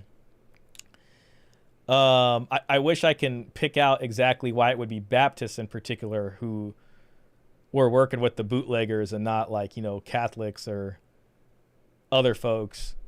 There's probably a history there that I should learn. But I would say when it comes to the Tradcon Feminist Alliance on marriage, it's because it serves both of their worldviews. Like, if you're a feminist, you want that guy to come, you want the kind of provider guy to come at, you know, age 27 to 35 to come marry you, to get that buzzer beater marriage, to quote Coach Greg Adams. So it serves their interest as a utility value. The Tradcons, on the other hand, have to promote marriage because that's something they need to feel validated in their religious beliefs. They can't not do that. And by promoting marriage and saying, hey, this serves and this works, they feel like what they believe in is correct. They don't have to give up their worldview or say that it's wrong or say that these biblical values are wrong, so to speak. So they both have this huge vested interest in doing that. And, you know, the way I see it, it's kind of like a warring kingdoms thing in ancient China with like 3 kingdoms. Not super sure about that history. I could be wrong. But on the one hand, you got the Tradcons, you have the feminists, and you have the Red Pillars. As the Manosphere content got big on YouTube, the Tradcons and the Red Pillars actually had an alliance because they were both laughing at the feminists. That's how you got the, you know, these podcasts that dunk on the OF girls and like these modern delusional women. Tradcon guys and Red Pill guys were loving that, and that's why it got so big. But then eventually, as that content kind of ran its course, the Red Pillars and the Tradcons are now having a schism because now they have to kind of look at each other and say, wait a minute, no, hold on, this is the way we want to go. And the Red Pillars are like, no, this is the way we want to go. I could almost see a Red Pill feminist alliance against the Tradcons. You know, and I've always contended if the Tradcons don't want to do any kind of family law reform, if the progressive liberals put out a platform, it might attract Red Pillars because it's like, well, if the Tradcons won't help us, it might be worth having a temporary alliance with them in order to pass this through to make it better for us in the long run. Robert Spencer says, you can't beat yeast without banning women. You can't ban yeast. Oh, I feel not sure exactly what you can have that joke for free. Thank you, Robert. The term Baptist was just an umbrella term for mainstream Christianity at the time. Okay, I see. Yeah, I wonder like what, I'm Christians, alcohol is not banned under Christianity. Under Islam, it would be. Not sure about Judaism. So Christians, I'm sure, had no problem doing that. Though I wonder why it would be exactly. I don't think it would have been just a religious thing for them, but more so just like some kind of a freedom thing. I can see alcohol having to take place in the Eucharist, which is, the cracker and the wine. So if I have it right, I believe the Christians will look at the wine. If you're Roman Catholic, this concept of transubstantiation makes the cracker and the wine the body and blood of their Savior. So alcohol is kind of a fundamental part of their religion. So banning alcohol might not be something they agree with. That may be why they partnered with them so much. But that's an interesting history. Father stop his daughter from having an OnlyFans any more? Community. That's a good question. How can a father stop his daughter from having an OnlyFans any more than he can stop his son from being gay? Being gay is not a choice. That one's actually. It's an interesting question. I mean, yeah, being gay is not a choice, but at the end of the day, it's like you as a father, you can only really rely on trying to have a reasoned argument, or maybe possibly pulling away your emotional affections for your daughter. Because at the end of the day, once your daughter's 18, you cannot go there and physically force a private citizen, even though it's your daughter, and stop them. Like this Nala woman who was an OF person, her father was a pastor, and he cannot stop her from doing that because the authority has been taken away from the man to be able to do that. The most you can do is say, well, I'm not going to support this and come back to me or something once you've given this up. I can't have this under my roof. Or, you know what I mean? You could try to explain how maybe there'll be consequences to this possibly, if they continue down this path. Has Nala received consequences? I don't know. I mean, it seems like she's kind of getting the best of both worlds right now.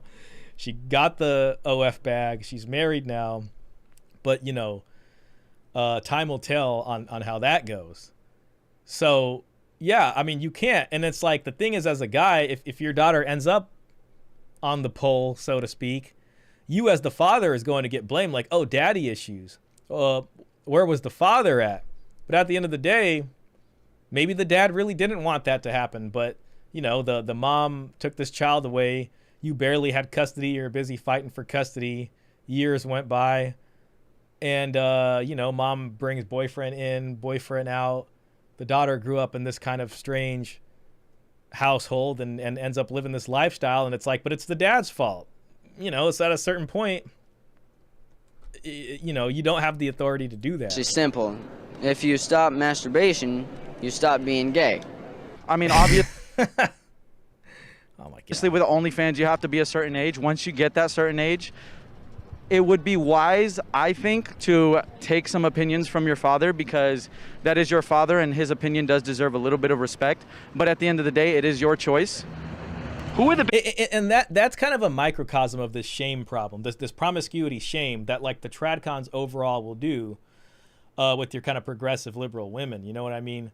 And it's like, and it's almost like the daughter wants this kind of revenge against the father and hates that the father ever had authority over her.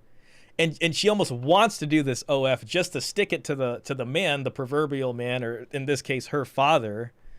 And, the more the father shames her for doing that, the more she loves hearing him shame her because she just knows it angers him so much and that there's nothing he can do about it.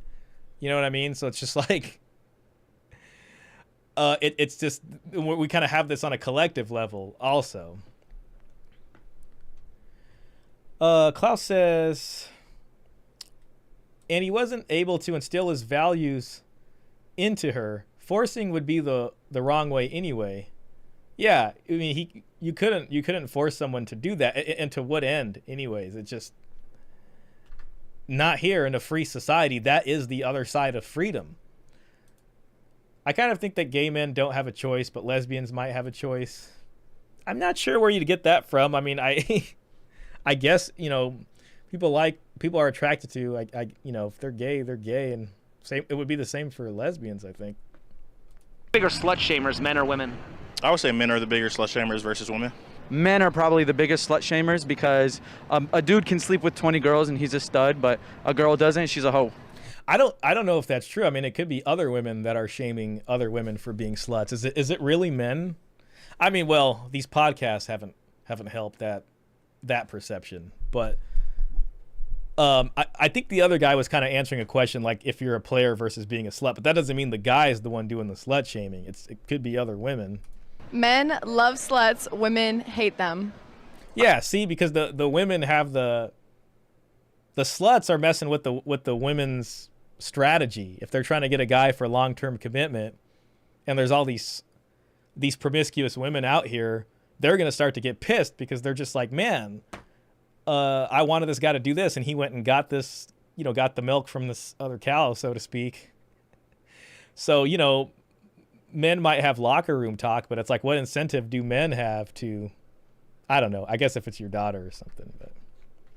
I mean, me personally, I'm old-fashioned. I want a girl who's pure, so someone who hasn't been around the whole block. I feel like, especially in nowadays and age with the way the world is going with OnlyFans and all that, I don't want my kid to grow up in a way where they go to school and their mom is slut-shamed because she's naked all over the internet. And I feel like that comes with the connotation of a body count.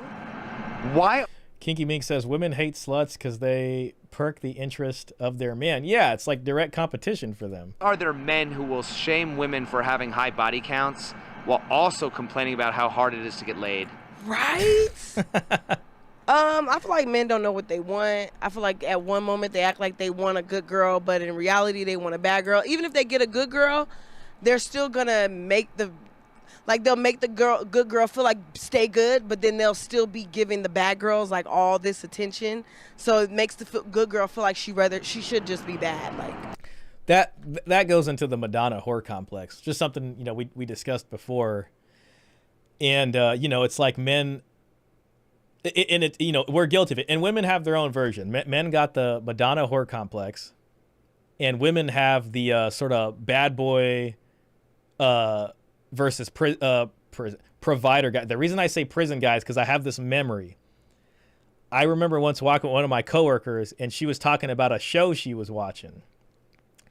And I guess one of the characters in the show, it was one of the women in the show, said to the other women that the best sex of your life is prison guy, but you don't marry prison guy. I just remember her telling me about this TV show, and it just works so well. But it's like, yeah, men have the Madonna whore complex and women have prison guy versus like provider guy. And it's confusing let's just put yourself in the shoes of a woman. Let's say you're trying to be a good girl and there's this guy that you like, but he's not giving you attention. He's giving the more promiscuous looking woman attention. Then you might get confused as a woman and think, well, they're saying they want this, that they want that, but they're actually giving the attention more so to this woman, even though it's just short-term attention. Maybe she doesn't know that. So it gets confusing. And then it creates this negative spiral of women just becoming more and more and more and more promiscuous because they're trying to get what the other woman has. And now we're seeing that with Redpill, right? The Redpill guys notice that women say one thing, right? Not what they say, what they do. That's kind of a Redpill maxim. The women say they want a nice provider guy, but then they're going after the bad boy. So the red pillars see that, and then they start to mimic more the behavior patterns of the bad boy, right? This is the dread game, not responding to the text so fast, passing the shit tests, you know, however, instead of just kind of bending over backwards for them and all this kind of stuff. So it's made more guys move towards the sort of bad boy side of the equation, or at least try to.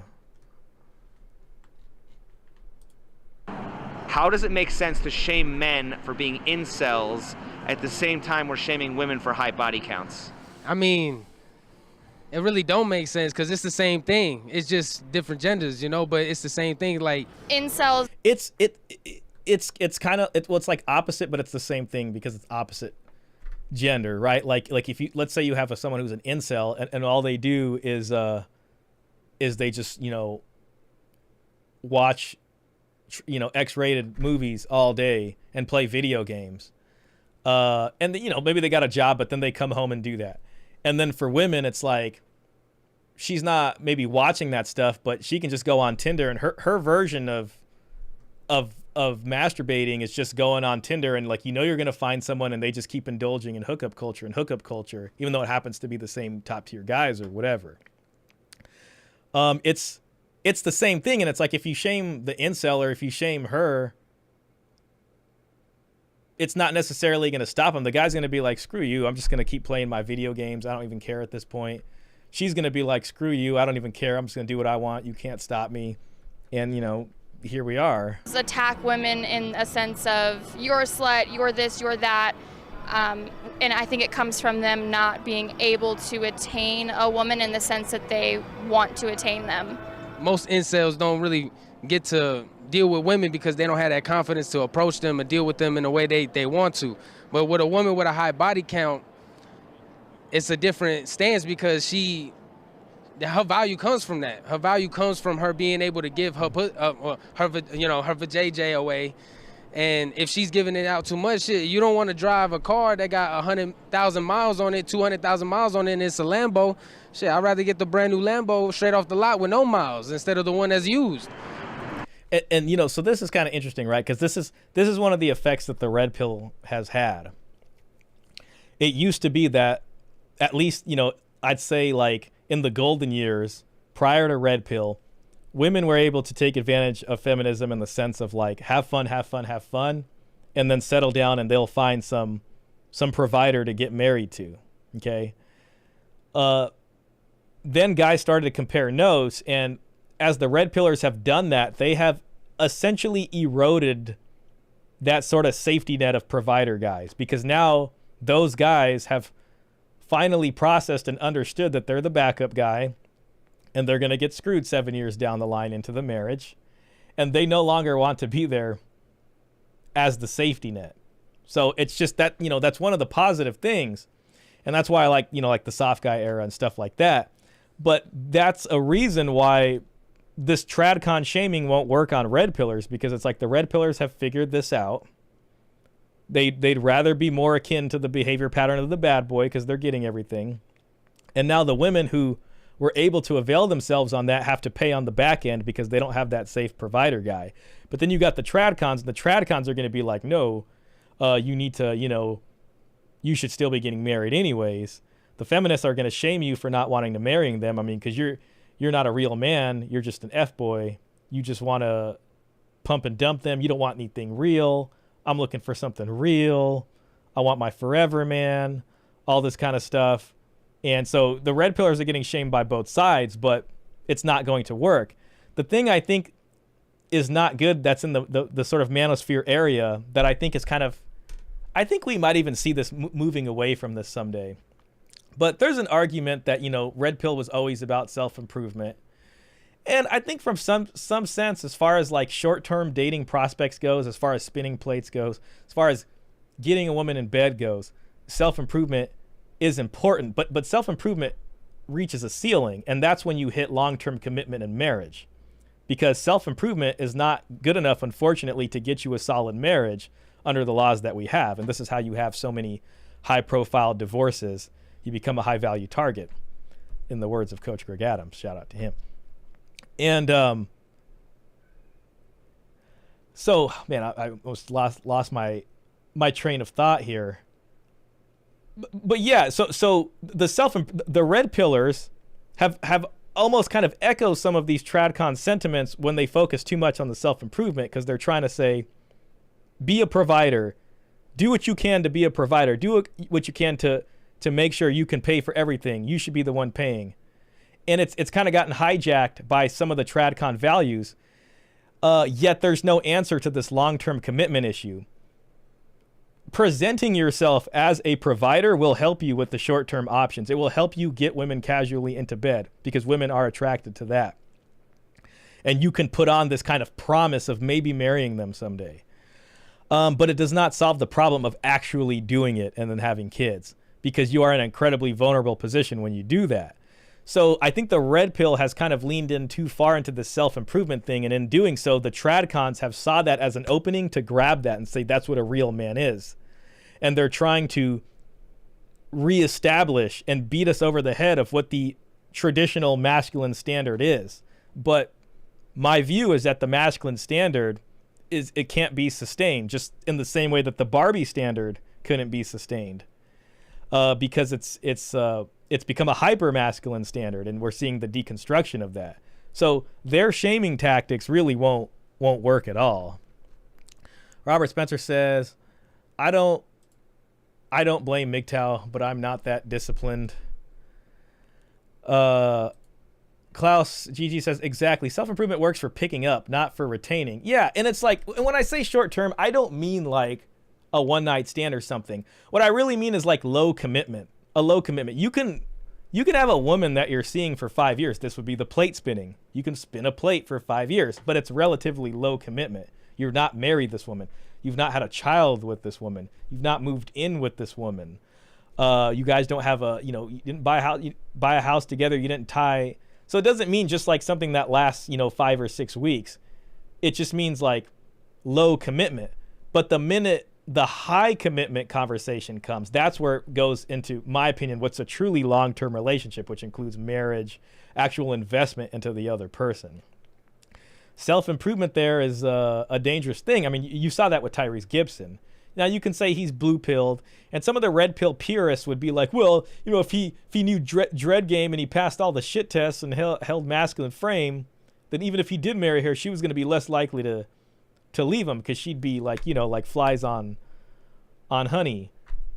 And that's their argument. But I can see what they're saying, and I think it has some merit, but at the same time, there's just too many examples of high-value men that are on their path and purpose that end up getting taken down.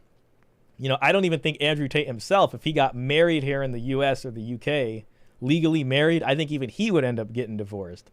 Tom Brady, these kinds of folks.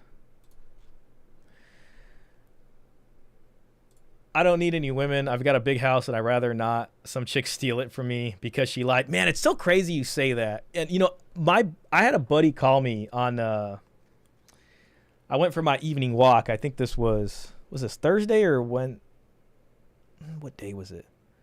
It was sometime last week. I was going on my evening walk and my buddy called me. Hadn't talked to him in a while. And man, he just tells me like, him and his wife are getting a divorce. And I was like, really, man, you too? You know what I mean? And it just like, yeah, and his number one concern was the house, because he paid for everything in the house. He put the down payment in, her name's on it. He paid every payment. And it's like, I had nothing but bad news from him. I'm like, I'm sorry, man. I mean, her name's on it. It's community property. Half that house value is entitled to her. And like, that was the most painful part for him. They didn't have kids together, but they do have this house together. And, it's just yet another guy, yet another thing down the drain,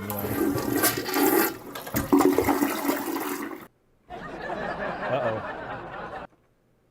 I did not mean the laughter part. I fat fingered that one. I'm sorry. Okay, moving on.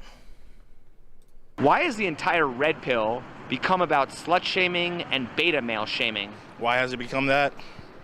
I would say that's because those are the most polarizing topics, and it's, the easiest way to sort of, I'd say we live in an engagement world, and those are the ones that are the easiest to get engagement of for the topics that people feel very strongly one side or another, to where they love to talk about it, to where that's now what the red pill conversation has become about, when in actuality it's a lot more than that.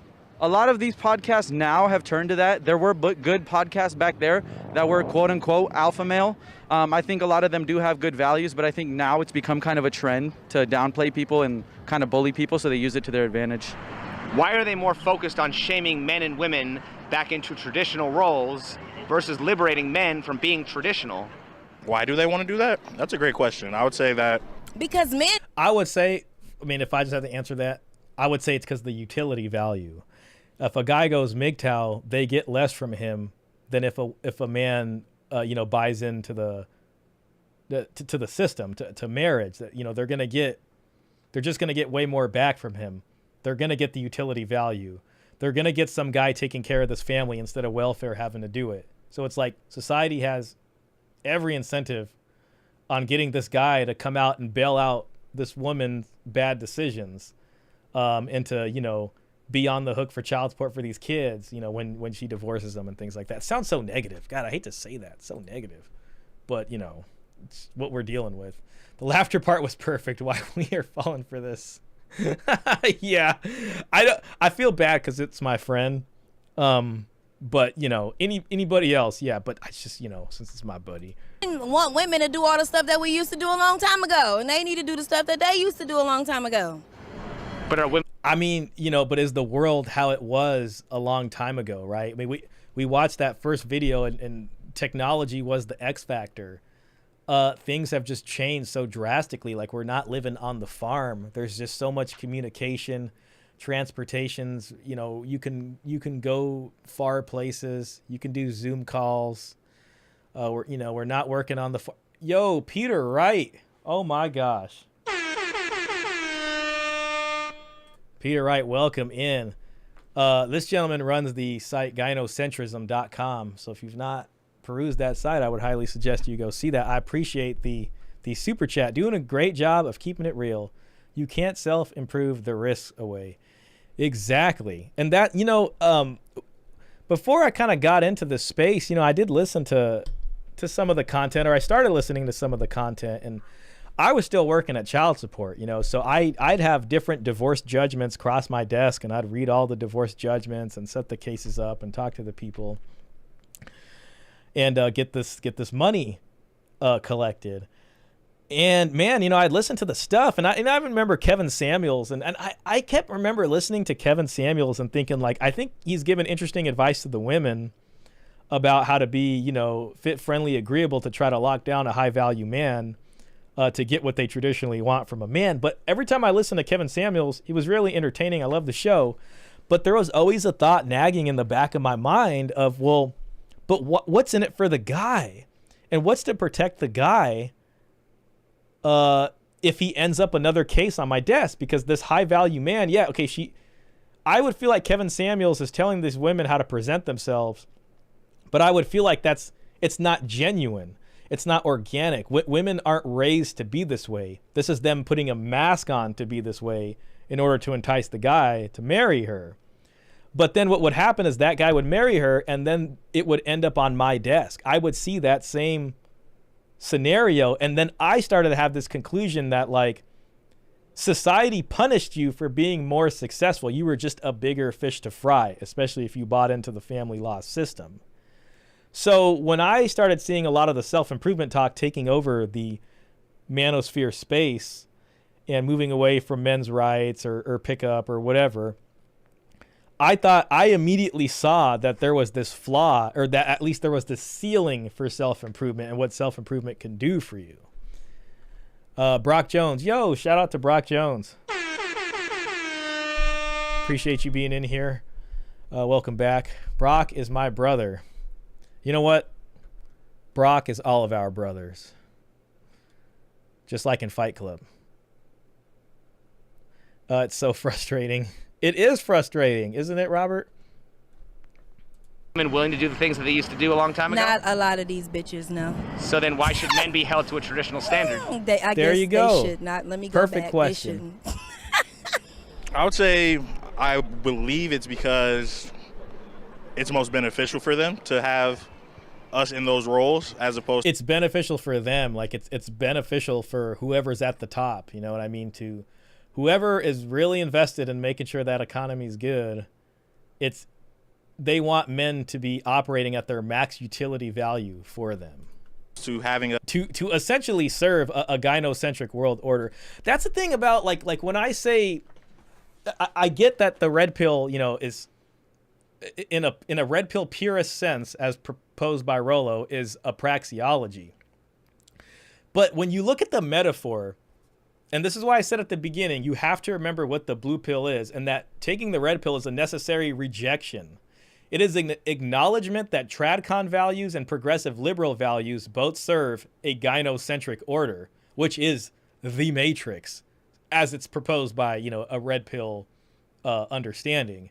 And by taking the red pill, you are accepting that both the Tradcon ethical value set and the progressive liberal one only serves to enslave men to a gynocentric world order. And by taking the red pill, you are at least acknowledging that's the case, to see outside the matrix. Whether or not we still have to live inside of it, at least you're inside of it. And then comes, okay, well, this is my utility value. How do I best not over leverage myself in order to make that happen? So that is the problem we're contending with. I tend to lean towards, if you're going to long-term invest into a woman, you need to demand a payment from her side, or at least a contribution. Because in my opinion, with equal opportunity employment, provisioning has been cut in half. Men can maybe still do the protection part of that. Women can maybe still do the nurturing part of that. But the provisioning is cut in half. And that's going to help you if you ever get in contact with the family law system. It's probably still going to suck to lose your family and have to deal with custody and all that. But if, she put in half on the house, at least you will get your half back. If she has her own retirement, you won't lose half of your retirement. And all that, you probably won't have to pay spousal. Child support will be minimal depending on custody. So that's one way of surviving that. But, and it's also another way of saying, listen, from 18 to 27, you went to college, you got a career. Where's your nest egg at? Here's my $100,000. Where's your $100,000? Let's put them together and buy the house together. And like the way, I do it, it's just like, you go out there, you date women, whatever, you're spinning the plates, everything's fine, everything's cool. And it's like, I even, pay for the dates. The guy should pay for the dates. If it's low commitment, then paying for the dates to me is not that big of a deal. But then when the conversation eventually, if it turns to, so what are you looking for? Like, what do you want? Like in life? Like, what do you want in the next 5 years? Where's this going? That conversation is going to come up. Then that's the perfect opportunity to say, that's a good question. I'll go, how do you envision the future? And she'd be like, I want to get married. Don't you want to get married? Don't you want to settle down? I'll be like, what? That's a beautiful vision.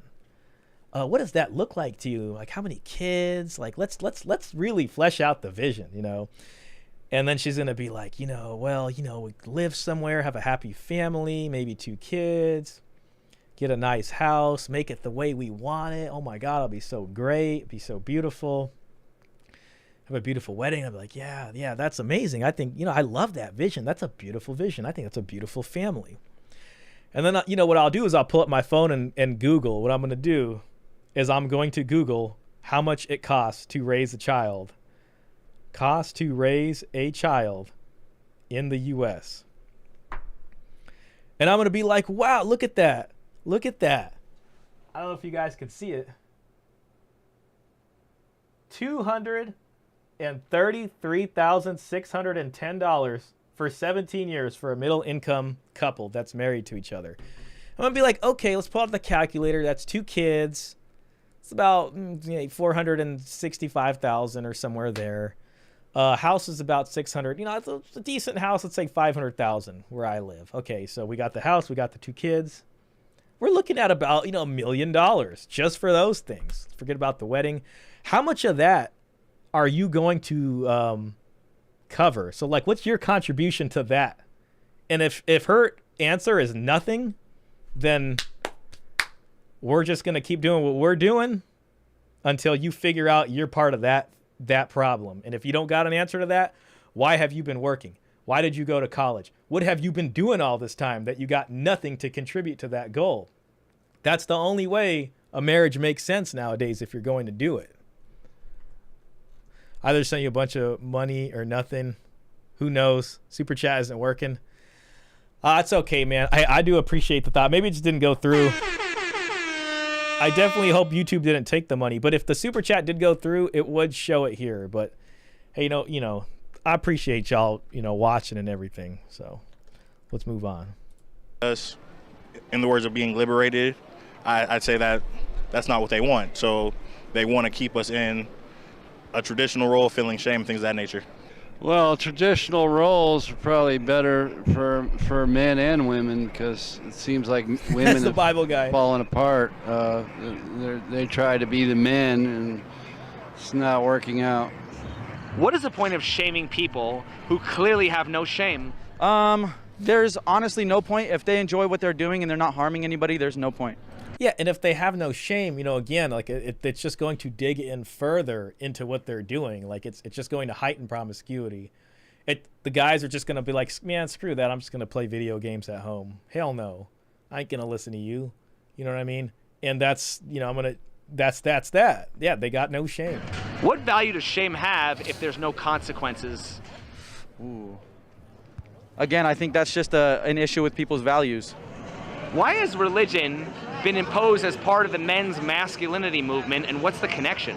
I think religion is a man-made social construct, which, helps with the patriarchy and whatnot. A lot of the men are put higher. I think that's definitely pushed by the religious people to make because there are things as, what are they called? Like men's roles and women's roles. And for religion, at least, the man's role is to provide care and protect. And a woman's role is to cook, clean, and do the other stuff, take care of the kids. And I think that has a big part in religion, so I think they use that to kind of get people on their side. You're automatically more masculine if you're in Christ and you give your life and you have Christ in you, so it's a different thing. But when it comes to religion, I'm not a religious person, so I wouldn't know. What? He must be joking. He has a free Bibles. I don't know. He must be joking there. Robert says, I could totally support some chick who wanted to have a baby. No volunteers, though. Well, I bet you could. You know what I mean? Like, I'm sure you can. You got your own house, a good job, all that stuff. That would be no problem. And, someone would want to take that deal. But the question is down the line. What happens down the line if you guys tie the knot like that all the way? That's the risky part. Video games are better than women. I gotta do a video game stream soon. I've been feeling the craving to play games. It's just sometimes hard to sit down and actually do it. You can take a whole bunch of different religions, and the man is elevated, like, and superior to the woman. Like you take Islam or several other religions, Hinduism. They elevate the man above the woman. A lot of times, you'll notice that the women walk in the back for different reasons of different cultures, but it shouldn't be like that according to Bible standards. Jesus is the head of the house, or I don't know if that's right about the Bible standards. I think there is. It says in the Bible, that the wife submits to the husband. I mean, submission might indicate kind of who's in charge, and then God, and then the husband, and then the wife. I don't know if he's right about the that. head of the church, and then the man is the head of the house, and the woman's below him. But as far as that goes, the message can be misconstrued due to how men portray it, because they want to be dictative or they want to make it seem like they want power over the woman, when really it's a respect thing. You don't want your woman to disrespect you in the way that she moves. If you don't agree with something, you want her to respect your wishes or the way you think, just like she would want you to do the same. It's all based. The respect would come with the authority. Men right now have all the responsibility and none of the authority. It's just really all in like, I'm sure some people live biblically in their homes. That's great. You know what I mean? But there's no legal backing that gives men any kind of authority to be the leader, whether it's over his daughter, son, or wife. Play Starfield. I'll have to check that out. Some respect. Do you believe in the God, man, woman, child hierarchy? And if so, should everyone be held to that standard when we're trying to promote gender equality? Yes, but gender equality means male and female. Men that lead the family and kept the family together and focused on God and stuff like that. I don't feel like that was a bad idea. I feel like now that we don't have that, this is the society that we have. I mean, a lot of fatherless people, a lot of people just not knowing the way. I feel like men.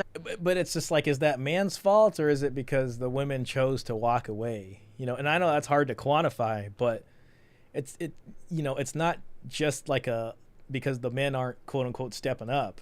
Are very, it's a beautiful thing to be masculine, but in this society it's not cool anymore. So why it's not cool? Because when you do it, you get stabbed in the back a lot of times. are all men being blamed for the patriarchal structure that religion is trying to push?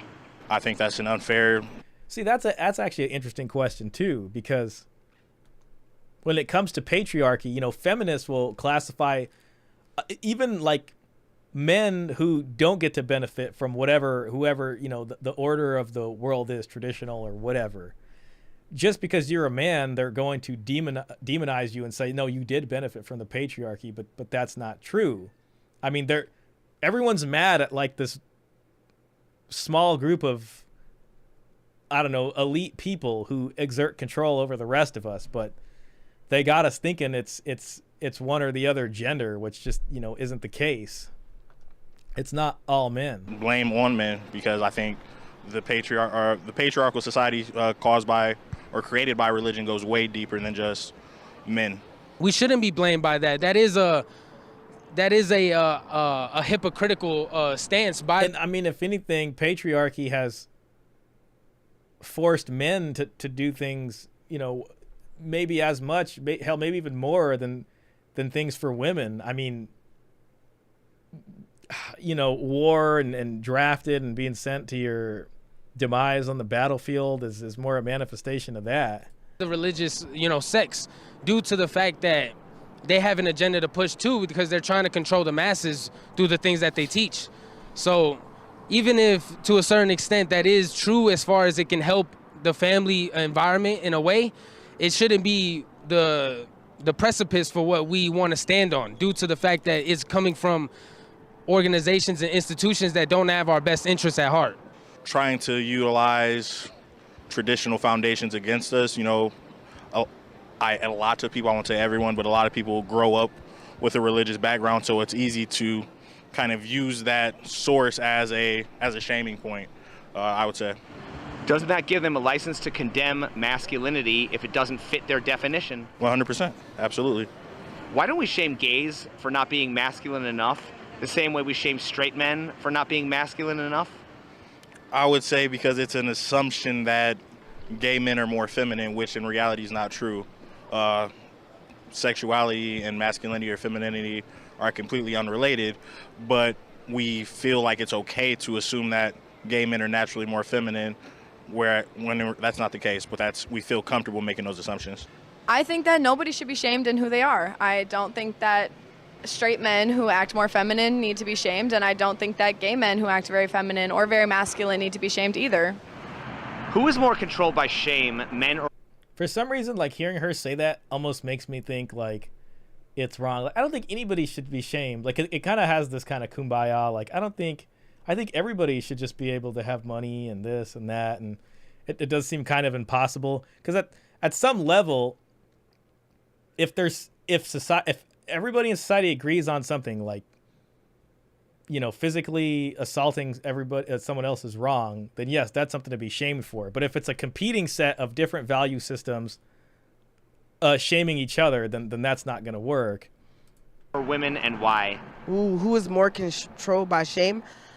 I feel like women. I think that's a good question. It could be men. You know, I mean, men are just shamed so much, you know, to be a real man, step up, do all that stuff. You're not a real man. Definitely, women are more controlled by shame because, like, you know, like if you live or dress a certain type of way, it's kind of like, bro, like you deserve it, or you shouldn't be doing that. You shouldn't. Yeah, but men kind of, that's what a part of being a man. Like, that's what they do. You know, they get a pass. When I actually think that men have a lot to do with the way that women are now, but they'll complain, oh, you're like this and you're like that, or you're a whore or whatever, but you kind of wanted that whore. You wanted a whore. You know what I'm saying? Like, you wanted me to be a freak. You wanted me to be wild. You wanted me to be a slut, but, like, I'm getting shamed for it. I don't even get it, but whatever. That's like that just brings up the Madonna whore complex again, and that's like an interesting thing. It's like, is there really a way to reconcile those two opposites? You know, and I feel like Redpill tried to do this with prison guy and provider guy by creating the high value man, so to speak. But I don't know. That's a real problem to contend with. And then you have to, like why does a Madonna whore complex happen? And I almost think that like a Madonna whore complex is the necessary result of a Puritan upbringing. It's like you're brought up to have this mask, this kind of conscious mask of like, I'm really virtuous and not a degenerate, and I think this is bad. And, you know, like you have to sort of almost pretend, like reject a part of your humanity for that.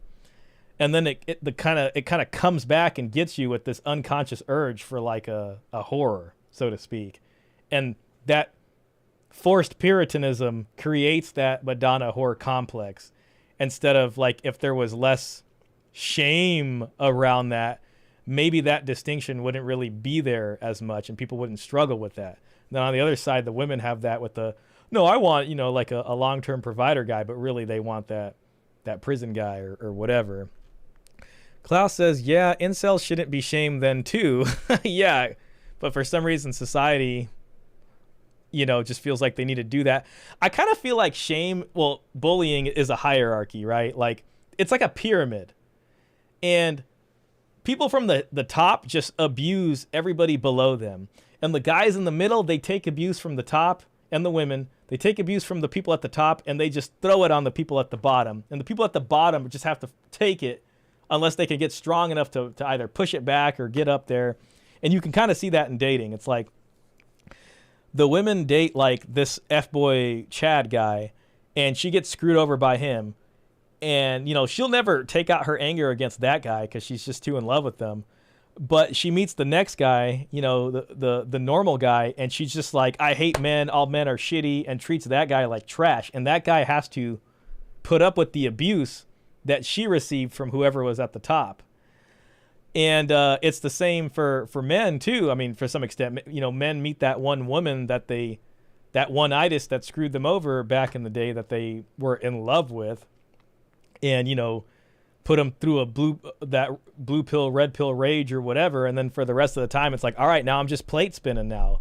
And now it's like you got that abuse from whoever that was, and it just gets thrown out and thrown out and thrown out. And it's like this never ending cycle. They shouldn't be shamed, but like, I'll date them.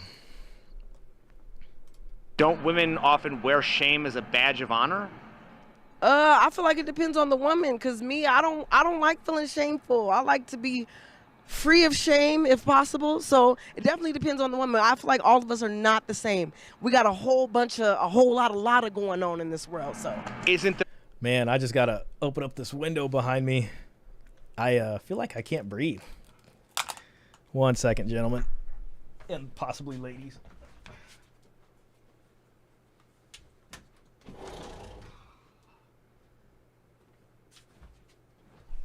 That's better.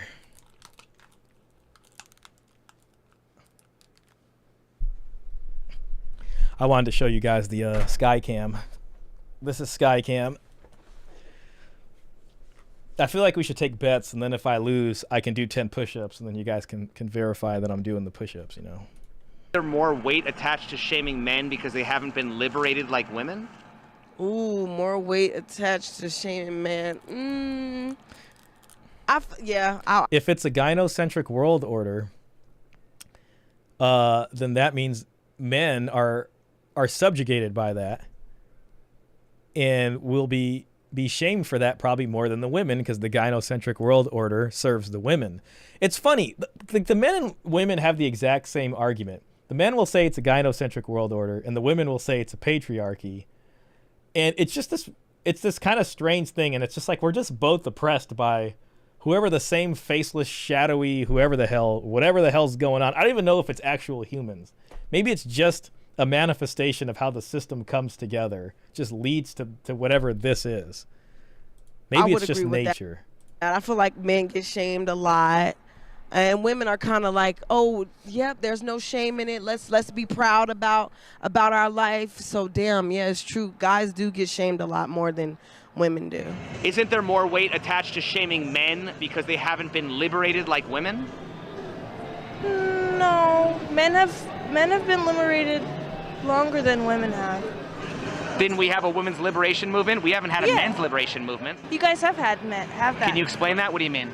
Well, hundreds of years ago, we were not able to get jobs, we couldn't wear certain things, so we had to have that act of liberation to then be where we are now. Men already had that. Aren't men typically held to a traditional standard that we have to be protectors and providers in relationships? Yes. That's not liberated. That means we are held to a standard. Women, you can tell a man he's not. That was a pretty good bringing her back to understand. Not a real man if he doesn't protect and provide, but you can't tell a woman she's not a real woman if she doesn't cook and clean. Do you see the difference? I feel like it still happens. What do you mean? I mean, there's shame from everywhere in both ways. Like, you can shame a man for not being a provider and protector, but you can also shame a woman for not cooking and cleaning. It happens on both ends, I'd say. Well, yeah. It's like you can say that, but at the same time, it's like if the men do that, that's where the demonetization comes in. And a lot of the platforms that we're doing that are, I mean, they got the boot, unfortunately. They got the hammer brought down on them. Yeah, but women, okay, but there's no real consequence. There's a clear bias about which side can do that with impunity and which one can't. For it though, that's the thing. Because a woman could be a career woman or a stay-at-home mom, and it's acceptable either way. You see what I mean? Yeah. It's socially acceptable, but it's not as socially acceptable. A man is seen as less of a man if he doesn't protect and provide. You see what I mean? Yep. You don't think so? Not really. Men didn't need to be liberated. They were always the ones in control. Well, then why are men more held to a traditional standard than women? Ooh. Because toxic masculinity. I think a lot of men hold each other to a higher standard of that type of traditional role than women do to themselves. I would say men are more controlled by shame, because to your point. And that's because that traditional masculine ideal still exists for us, but it's been deconstructed for the women. And what, this emphasis on self-improvement, this hyper masculinity, as society stretches out further and this whole thing starts to unravel, they're trying to save it by putting more and more and more pressure on the guys. But what will inevitably happen is that it's not feasible for men to be able to live up to that new hyper-masculine standard that's there, and it will eventually come crashing down. Women sometimes own their shame and maybe wear it as a badge of honor, kind of take back the negative feelings of shame, whereas men, I don't think we've gotten there yet to where with shame we truly feel that. So I think we're more controlled by that. Why is shaming women seen as hate, but shaming men is seen as motivation? Could you imagine if guys just woke up one day and it's like imagine what the women did. You know what I mean? Like, no, I'm not gonna cook and clean. She's like, no, I ain't provided nothing. Quit asking me. Hell no. That's stupid. Like, what kind of a slavery is that? Like, that's kind of what the soft guys are doing, and that's why I think it's so funny. But men just need to throw it right back in their faces. Like I said, I think women are pretty emotional creatures. That's not to bag on women. It's a thing. Women react more emotionally, and men are more logical. Not saying that women are any less and smarter, but yeah, that's why. Why would it be any more acceptable for one religion to impose their morality over another? I simply don't think it is. I think everybody deserves to say what they want to say, but I think when you start shoving it down somebody's throat, that's where you're wrong. This is where like a theocracy can't happen, and that can only if there was a religious revival and like 90% of the people all bought into the same one. I can see laws being changed to make it more, a religious society, like with actual religious laws. But if that doesn't happen, then, we're going to remain secular. And we have to understand how to make the secular side of this fair, regardless of what the religious people think. So long as the religious people have the freedom to practice their religion in private and no one is taking that away from them, then honestly, that should be enough. Because we have so many different kinds of moral systems living in this secular country, essentially. And, again, unless there's a religious revival, it's not going back to one particular moral value set. The problem is that the Tradcons, they want to get rid of secularism in order to put forth their religious system in a kind of ecclesiastical theocratic society. And because they want this so badly, they refuse to come to the table and negotiate with the secularists in order to make things make sense in a secular way, because that's like a loss for them. So we're stuck in this kind of gridlock Why would it be any more acceptable for Christians to impose their morality than it would be for Muslims to impose Sharia law? I think that's a perspective thing, because I know a lot of people, especially in the West, see the Sharia law and they don't agree with it. And I personally don't. I think it's a lot of the laws that they have against women are pretty bad. But it's the same thing from their point of view. They look over here and see that it's fine to be gay, and I know it's against their religion. So I think it's just the way that people look at it. See, and he's using that. It's a good question, because it's just like anytime any religion starts to push in on the rights of others by putting forth their own moral system and trying to take over, they should rightly be pushed back by the secular part of society in order to keep that freedom alive for everybody. And what he's doing is he's using Sharia law to be as a kind of mirror. Like, if you're a Christian, you're going to be like, no, but that's how someone who's a progressive liberal would also view, a Tradcon, like from a someone who wants to put forth like a Christian theocracy. They're going to view that kind of the same way that the Christian guy would say, no, we don't want Sharia law here. But that's literally what they feel. They're like, no way, hell no. We don't want religion to govern us. You can't force religion onto somebody. Religion is a faith. Religion is a belief. It's not something that you can just be like, oh, this is my opinion, so now it's yours. If the Bible holds men more accountable than women, how are religious conservatives any better than the feminists who always blame men? I don't believe they are. I believe it's one and the same. So, the Bible does hold man to a higher standard because he's supposed to be the protector, the defender of the home. Women, feminism, it's kind of like they took over part of the man's role of being the protector of the house instead of being... And they should be taking over being part of the provider. Instead of being the caretaker and the one that also helps show the man, hey, did you see this? Did you see that? If religious conservatives view freedom in the highest regard, why aren't they willing to accept those who want to step outside their traditional roles? Traditional roles. Great question. You mean biblical roles? If you were to step outside the biblical role, it ultimately shows a false pattern of what God has intended for man. Because I think... But then that doesn't square with this concept of freedom. That's the hardest part. The viewpoint that conservatives view freedom in the highest regard is false. I think that's what they like to paint as their narrative, but I think in reality, you see the fact that you guys don't truly want freedom. You want people to be underneath a set of rules as opposed to doing what they feel comfortable with and what they feel is right. And I do think that they should have the freedom to advocate for their ethical system and their moral system. Again, a religious revival could happen. It's not impossible. Maybe 95% of people all agree on this. And then at that point, they would have all the support they need to make changes to the Constitution and all kinds of things. But unless that happens, then all that can be guaranteed for them is the freedom to practice their religion and to exercise their freedom of speech to promote it. But they are contending in a marketplace here. What is the difference in the shame that comes from a feminist versus the shame that comes from a religious conservative? Aren't they both attempts to control and force their ways upon others? Well, and that's what we're talking about, at least as far as it pertains to men.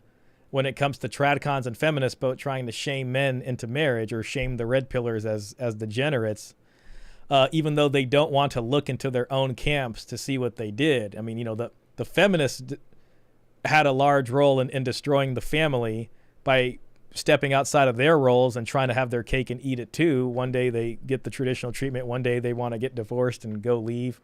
The Tradcons have done nothing but enable this behavior. They are the biggest enablers of feminists at this point. Yet both of them have a vested interest in trying to shame guys back onto the plantation, so to speak.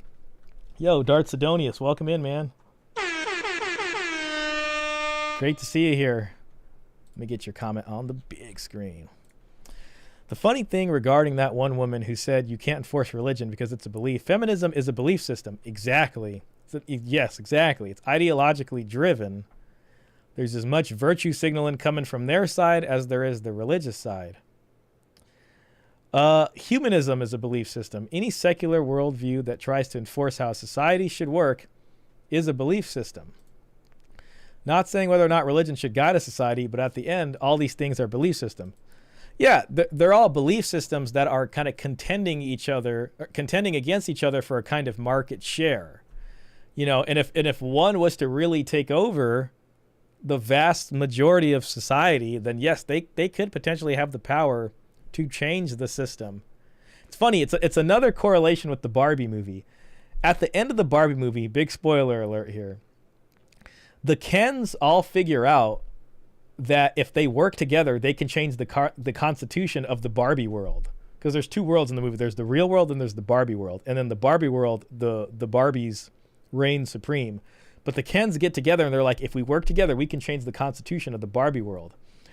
And the way that the Barbies fight against this is it's not even politically. What they do is they decide to pretend that they actually like the Kens and appeal to their ego so that they can get the Kens to fight each other.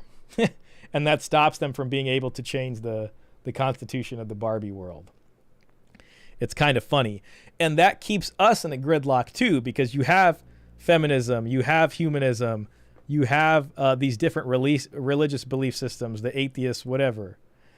And they all fight each other and keep each other in check so that one doesn't grow too powerful, basically. And there's always somewhere to run when their kind of influence becomes too strong and encroaches on the freedoms of people so that they can, fight against that. Ultimately, I don't think we're leaving secularism, but if we're not going to, then we need to make marriage laws and family law fair. Problem with the Tradcons is they're like, well, biblically, we already know what we're supposed to do with family law. And, it's been prescribed for us. I get that. But in the real practical world, we all end up here in the family courts because the family courts have to decide between, a divorce for Christians, Muslims, Jews, Hindus, Satanists, occultists, atheists, any kind of ists out there. They have to have some set of laws because there's real property involved. There's real children involved. So, I wish the Tradcons can work with us in order to make a secular system that's fair. And if they still want to live biblically, then, hey, their belief system should allow them to do that. One's out of love, the other one's out of selfishness. See, you see somebody drowning in sin, you try to help that person. You know what I mean? Another one is about, shaming somebody for being themselves instead of what they do. What's the difference between... Wonder, when it comes to trying to help someone living in sin, I wonder if shaming is the way to do that, or if by giving that person love and kind of giving them an inspiration or hope to want to better themselves. It's like shaming will just close their mind off to you, but coming with an open hand might be way different. Feminists labeling anything they don't like as misogyny versus religious conservatives labeling anything they don't like as degeneracy? Okay, well, I think that there is a difference in... That's a great question.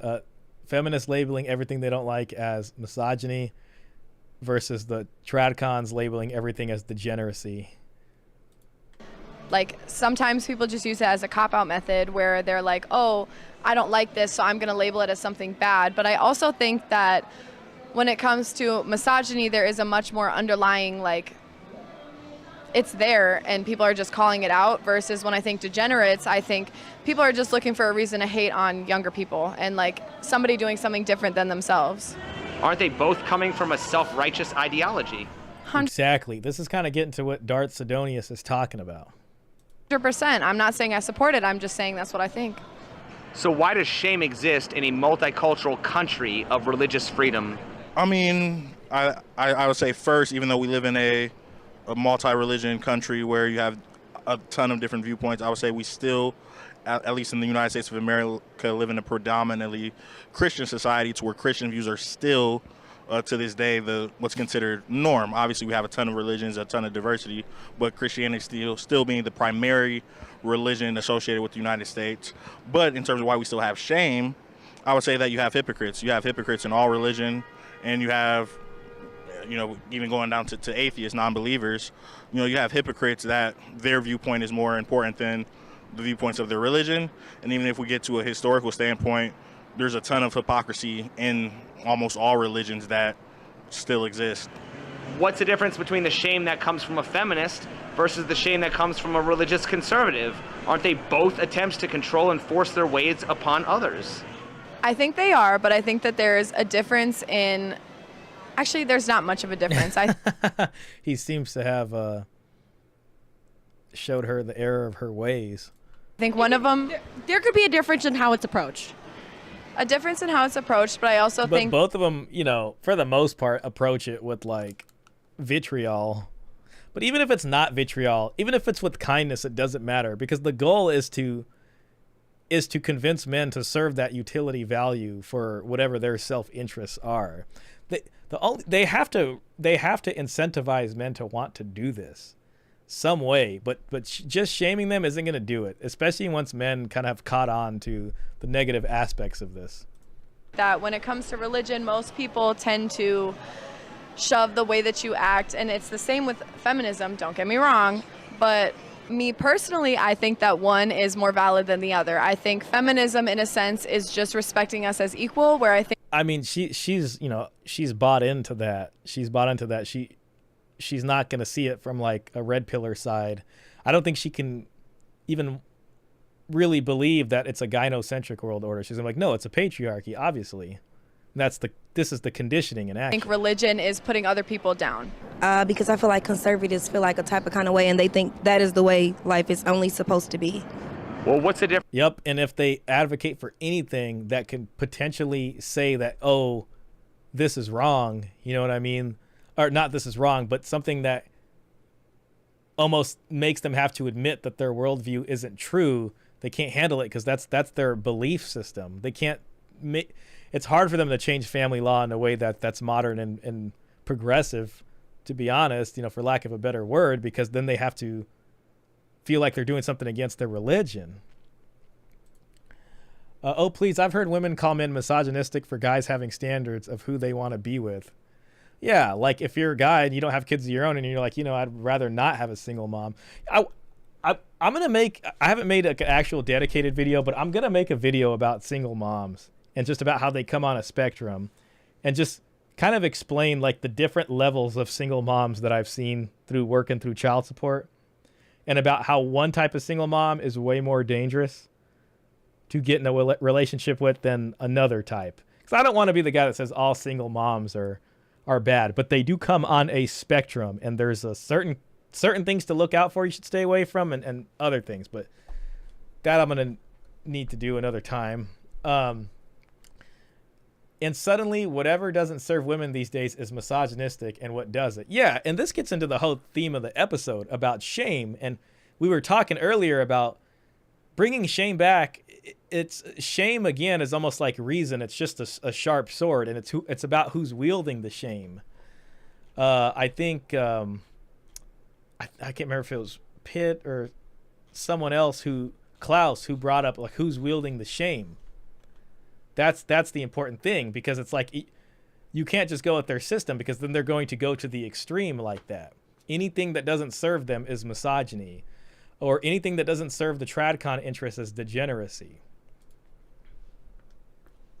Difference in the shame that comes from a feminist versus the shame that comes from a religious conservative. Aren't they both attempts to control and force their ways upon others? They are. So isn't the battle between feminists and conservatives just another religious war? Ideological. I mean, if you gonna word it like that, I guess, yes. I mean, they're two competing ideologies, right? There you go. I agree. They both are beliefs, and so I understand that side, but I do think that religion is more just how somebody views, like, oh God, the higher power, one would say. But I think that the other is more of how somebody views self. Like, if I'm not being respected by a man, how am I supposed to, like, do everything that I can do just the same as a man could? What is the purpose of the separation of church and state? I think it's to keep religious viewpoints from becoming law. I think, it's one. This is an interesting question. I think as we all view church and state and the modern day is that the fact that, government can't encroach on your ability to worship, in your religion how you want to, but we also view it as religion can't come in and, bother a sort of secular government. But I know there's a lot of debate there, and anyone who's probably a Christian nationalist would argue that and say, no, that's not the origin of what separation of church and state meant. It was just meant that the Church of England or something can't come in here and control what we're doing. But I think nowadays at this point, it does mean that they're supposed to be kept separate, and they don't want religious, I guess, ideals or the church proper coming in and dictating what the government does, and also vice versa. Thing to have your beliefs and have your practices and go by that, but I think I in terms of the theme of the questions, that should not. Robert says anyone whose response is "I guess" is automatically wrong. I think you're right there. I guess. Be what is considered normal, and I think that the reason why we separate church and state is because your religious views should not be forced upon everyone to live as their norm. Do you think we would become a better society? The religious views should not be forced on everybody, but it's also that, government, the king, whoever, the president can't come in and tell the church what to do from the other side. But it's become this thing where it's maybe it started off as just hey, no, the government can't come in and say that this is what the church has to do. You know what I mean? But it's also the other way now too, that the church doesn't come in and tell the state what to do. But I would actually want to see a deep dive into that concept. I'm open to changing that, or not changing that, but understanding it differently. Klaus says, it's a power struggle of ideologies, and shame is the tool that is used to try to battle for the other side. Exactly. Shame is weaponized. It's used as a weapon. It is a weapon, in order to try to get their ways. And this is the virtue signaling. This is the I'm offended. There's another good question here in how shame and being offended. What is the relationship between shaming and being offended? You know what I mean? Because it's almost like the progressive liberal answer to Tradcon shaming tactics was to be offended, and to be offended very easily, and to be so offended very easily that they would then, make a victim of themselves. And this is what debased the Tradcon shaming weapon. That was their answer to the shame sword. Their shield was, I'm offended. You offended me. I'm offended by this. And this is what would get people canceled. Oh, you said something that was just so offensive and bad. And they would get them canceled. But yeah, it's a battle between who can be offended the most.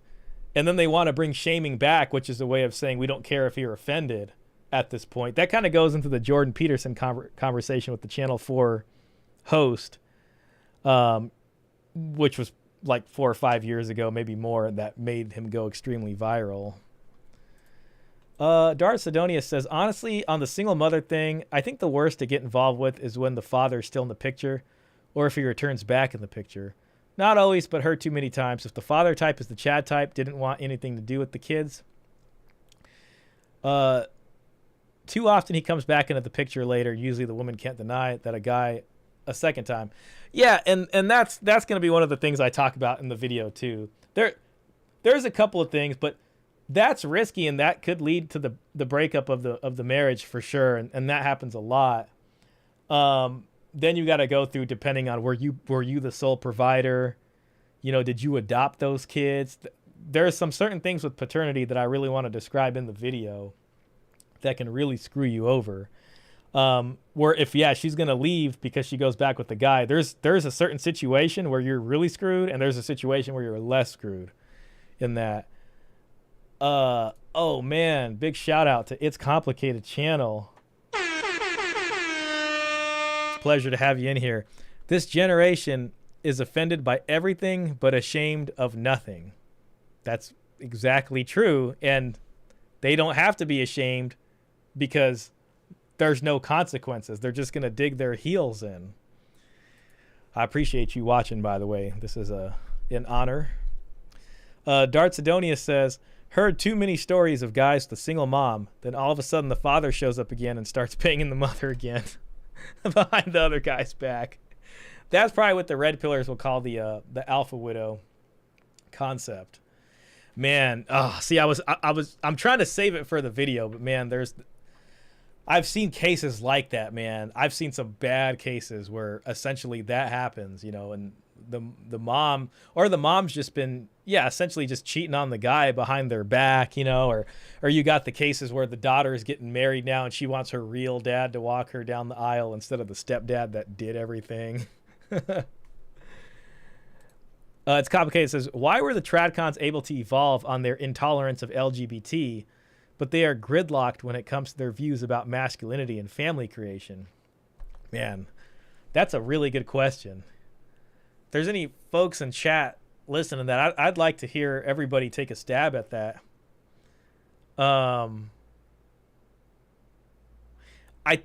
That's a good question, because honestly, LGBT, and the fact, because it's not just about letting them be, it's about giving them marriage, and marriage very specifically has to do with family law, and that's what made marriage kind of non-gendered in the first place too. Are these wins that the LGBT community had, and by sort of including that in, I mean, that was a big struggle for them, because to them marriage is between a man and a woman in the eyes of God. But I think nowadays you even have the Pope. Didn't the Roman Catholic Church change its views on LGBT? Pope views on LGBT. I thought that was a big thing. Pope's approval of same-sex blessings marks historic shift. This is CNN. I mean, for what that's worth. Pope's approval of same-sex blessings marks historic shift for gay Catholics. I don't know if this is marriage or if this is just like they can take the Eucharist or one of the sacraments. I'm not super informed about Catholic religion, so I don't want to say anything wrong. His decision to authorize the blessings of same-sex couples, never mind, that has everything to do with marriage and not just about them worshiping, is the most significant development to take place in his pontificate in terms of his outreach to gay Catholics. I mean, just the fact that even that is, see, and that's why your question is incredibly valid, because it's proven that they have. I mean, this is the Catholic Church saying this. I know it's maybe not evangelical, but they're a large swath of Tradcons. This is the Michael Knowles, folks here. In follows earlier, more gradual developments, Francis's latest move will be welcomed by many who have long called for reform in this area, but it is also likely to face significant pushback from parts of the church deeply opposed to his vision. Excuse me. According to the Catholic Church, sex is only permitted between a man and woman who are married. The church's official teaching describes homosexuality as intrinsically disordered, a wording that some reform-minded Catholics want to see altered, but also that gay people must be treated with respect, compassion, and sensitivity, and all unjust discrimination be avoided. Francis, while not formally changing doctrine, has repeatedly sought to place the emphasis on the latter. He has told the gay clerical sexual abuse survivor that God made you like this, God loves you like this. Said that LGBTQ plus people are children of God. I guess that's not necessarily far out, but when it comes to the blessings of the couples, I think is kind of interesting. He has also praised those ministering to gay Catholics who have often faced opposition from inside the church. But the Pope's approach goes beyond words and gestures and includes more substantial shifts to the church's positions. The 87-year-old pontiff has given his support to the legal recognition of same-sex couples. See, that's a big step right there, whether you believe that's the right or the wrong direction. But that would, a Christian can make a case that is decidedly against the biblical understanding of marriage. Yo, Trevor, you made it, man. Big shout out to you. And hey, I just want to say while you're here, I appreciate your donation earlier. I saw that and I read that out. So I hope you had fun with your family earlier, and I'm glad to be able to have you in here. We got to play that soccer game soon. Rocket League. That was a fun game. This is really interesting. Something the Vatican has opposed in the past and has spoken out against the criminalization of homosexuality before after a trip to Africa. His latest decision on blessings does not change Catholic opposition to same-sex marriage, yet it marks a new moment in the church's outreach to gay people. Okay, yeah, so going back to It's Complicated's question, I think very possibly, because you got to think about it like this. The more people that are alienated from the church, that's more of the flock that they lose. And it's the same thing with like them just handing out annulments. You know, people aren't supposed to get divorced in the Catholic Church. And once you get divorced and you're living in sin with your new boyfriend or something, you're not supposed to be able, if you got remarried, secularly speaking, but not remarried in the eyes of the church, you're fornicating with them. And that is a sin. So you're not supposed to be able to take the sacrament. If I have this right, this is from what I've read. So if anybody knows better than me, please correct me. And what the church has kind of done, it's like, okay, if you're a hard line on that, you're essentially saying all of these worshipers don't come here. They're going to stop coming to your church because they can't do the sacrament. So they have to kind of loosen up on this and say, okay, here's your annulment. So you're not living in sin and now you're married again. So the church kind of has its own no-fault divorce, and that's basically giving out annulments really easily. But that's another topic. When it comes to this, specifically with the LGBT, they want those people back into the fold of the church. I mean, that's all money going into the collection plate. I'm not saying that's why they're doing it, but all I'm saying is the more people there, the better.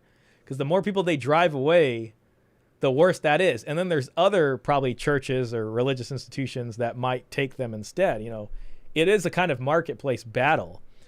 So they have to be hardline on the straight guys, because the straight guys still, you know, provide that utility value, I guess, that they want buying into marriage. That's what makes it work.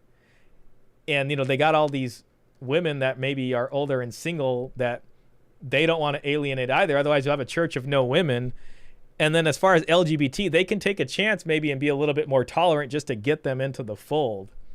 Or if men, I don't know, but I still think you're right. I don't think my answer is adequate, because if they are more tolerant, wouldn't more men go back to the church anyways? Or would that drive away women? I don't know. That's a really good question. Robert Spencer, oof, just saw a case where the dad had 4 kids with his daughter and his wife went along with it. I had 4 kids. I'm sorry, Robert, I almost didn't understand that. Just saw a case where the dad had 4 kids with his daughter and his wife. It sounds like what you're saying is incestuous, but I think I'm reading it wrong, because that sounds way out of left field. If you saw that, that is one hell of a case. Let me tell you that.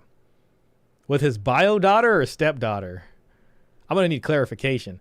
That is a good question. Dart Sidonia says, I assumed it has to do with politics for the LGBT stuff, since now if you tried saying that, you aren't getting any political power or any seat in the government. That's a freaking great answer, honestly. I think I like that a lot.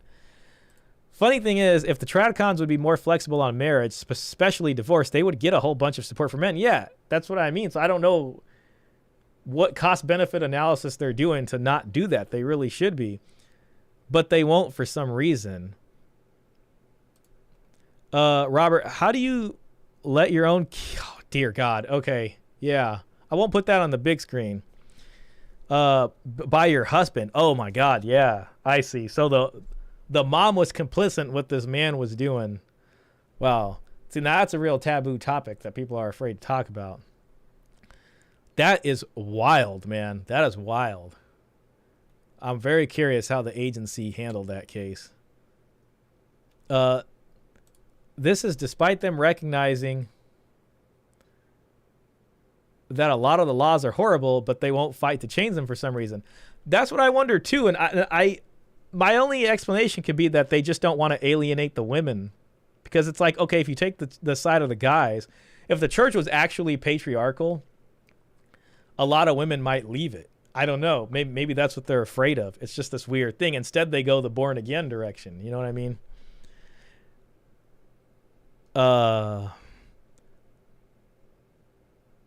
Yourself. I think your name is backwards, Trevor. Robert. Oh, man. I never noticed that. Hey, you guys got the same name. It's totally incestuous. Bio daughter. Wow. Dude, that's crazy. That's crazy. I mean, I know it happened, but the fact that you said 4 kids is mind-blowing. And that's why I see why you're bringing up the mom, because after it happened the first time, how did it happen 3 other times? It takes a Robert to know one.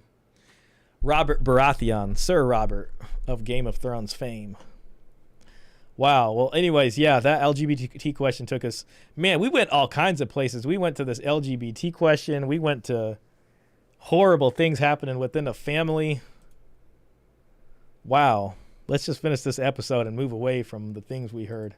If people learn to be more sensitive or more thick-skinned. Definitely more thick-skinned. I feel like now people are more sensitive. You can't say how you feel anymore. You can't have your own opinion. Everybody wants to, you have to agree with me. We have to be equal. And it's not the way. Like, bro, we're different. Everybody, first of all, this is America. This is a place full of different looking people from all over the world. That's just what it's all about. That's one. So then we should also understand that with all this difference going on, that we all have different opinions, and we need to have the strength to be like, all right, I hear you. Let's agree to disagree.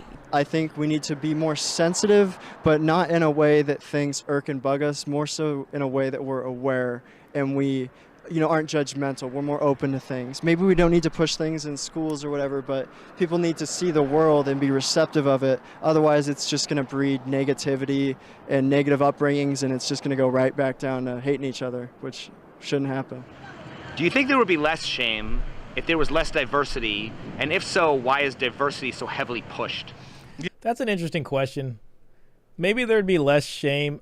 If what he means by less diversity is that everyone is kind of the same, homogenous, and they're bought into the same ethical system. I guess if everyone agrees on what's right or wrong, people would probably live by that. So maybe there'd be less. Maybe there'd be less shame. I mean, if everyone's buying into that same standard. Let's see what he has to say about that, though.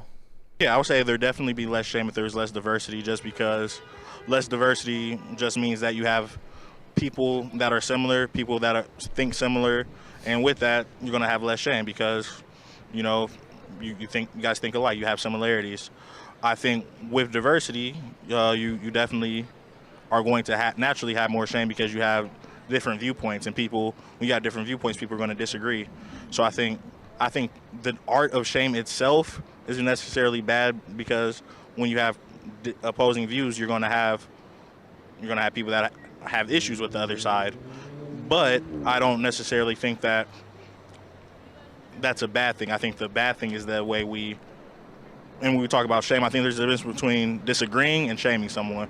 I don't think there's anything wrong with disagreeing. I think there is something wrong with shame. Robert says, sorry about that. Human beings are weird. No problem, man. Yeah, I would actually talk about it more. I just get a little squeamish with YouTube just because, there's certain words like you can't say and stuff like that. Trevor says, Rocket League has an esports scene as well. EU region actually have a regional finals on Sunday, which has implications for the LAN. And see, I know LAN as local area network. I'm not sure what LAN and World Championship. Anyways, I'll try to stay on topic now. No, that's all good, man. Talk about whatever you guys want. Is he a ginger? Isn't that the group that the English are allowed to kick around? How can we be promoting diversity and expect unity at the same time? That's deep. I feel like, from growing up, my book tells me, my Bible tells me, a house divided against itself cannot stand. So I don't think that pushing diversity is really going to help anything. But I do also feel that if people did come to a common ground on God and who they're going to serve and just make that choice, and if we all came together on that, then things would be a little more peaceful. But there's a lot of differences going on, so we're going to always fight against each other. I think it's always going to be like this. All right, let's check out some of the comments. Dart Sidonia says, sorry guys, I'm starting to get a little tired. I can't wait to eat dinner.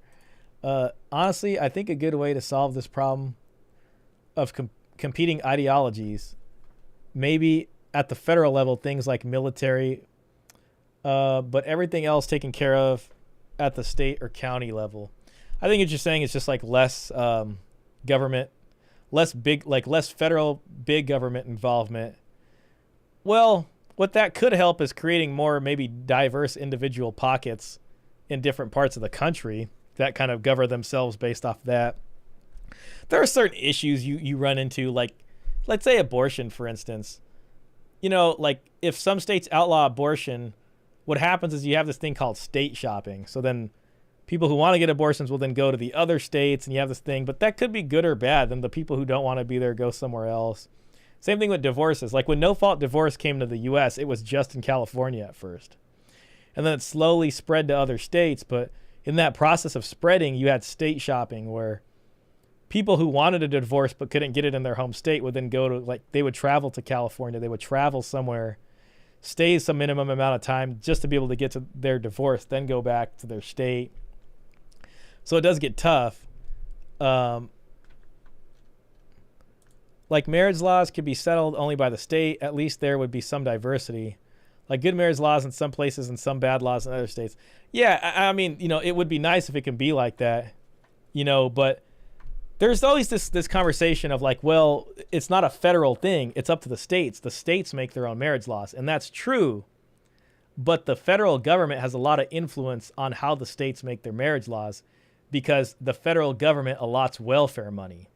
So a lot of our like child support and all this laws, paternity laws and things like that, and even I think custody to some extent, really are influenced by the federal government's ability to give the states welfare money. And if the state does not comply with the federal government's vision, the federal government will remove the welfare money and basically threaten that state with homelessness and orphans. So if you don't make the laws how we want you to, no more welfare money for you. A state technically doesn't even need to have a child support system. The federal child support system, they could say no to that. And that if a state wanted to get rid of that, they can do it tomorrow, but they're giving up the welfare money. So what happens is all these states' codes gets rewritten by their state's legislature because it's conforming with whatever the federal government's vision is. So there's this thing called like the Uniform Parentage Act. That's been enacted in a lot of states, not all of them, but in a good amount of states. There's one for custody, UCC, something. I can't remember it off the top of my head. There's another one called UIFSA, and these are enacted in a lot of states because if they don't, there is a kind of repercussions to if they don't do that. Trevor says, yeah, I feel ya. I just finished mine, but it was a tough semester. Oh, nice. Man, I wish I could stay longer and play Rocket League with Trevor, who I now know is named Robert. Sorry, Robert. But it is kind of going long, and I got a ribeye that I need to make. But before we do that, I do want to go through some of the comments. So let's see what we got on the comments.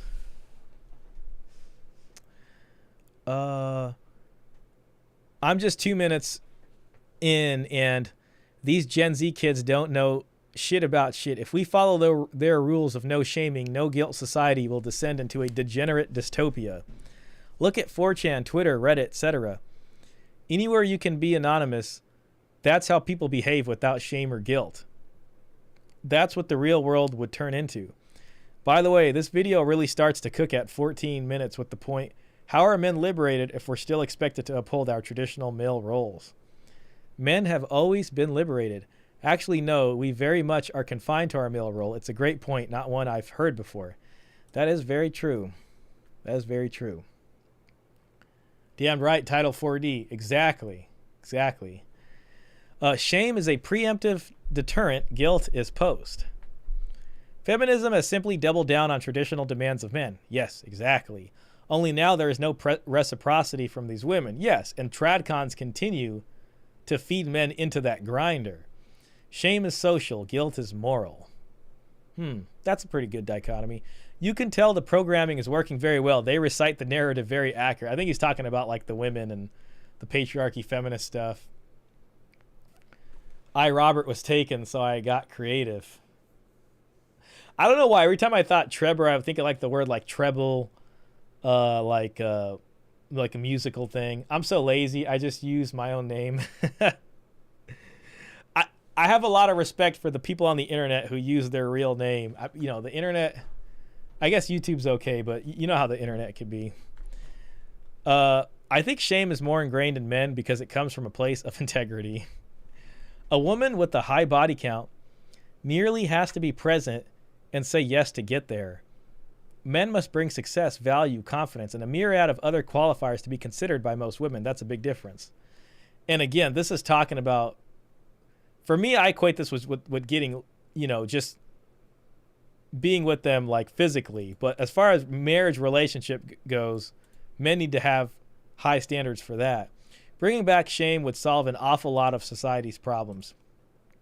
It's ironic that one of the only things you can be shamed for these days is shaming someone's poor behavior. Shame. I'm going to live forever. I'm going to learn how to fly. Shame. Make shaming great again. Seems like a lot of these folks are kind of for the shaming. Darth Sidonius has something to say. He says, yeah, there's definitely some pros and cons. I do think the states having more power was doable before the federal government could directly tax people. From my understanding, like a long time ago. Yeah, I think so also.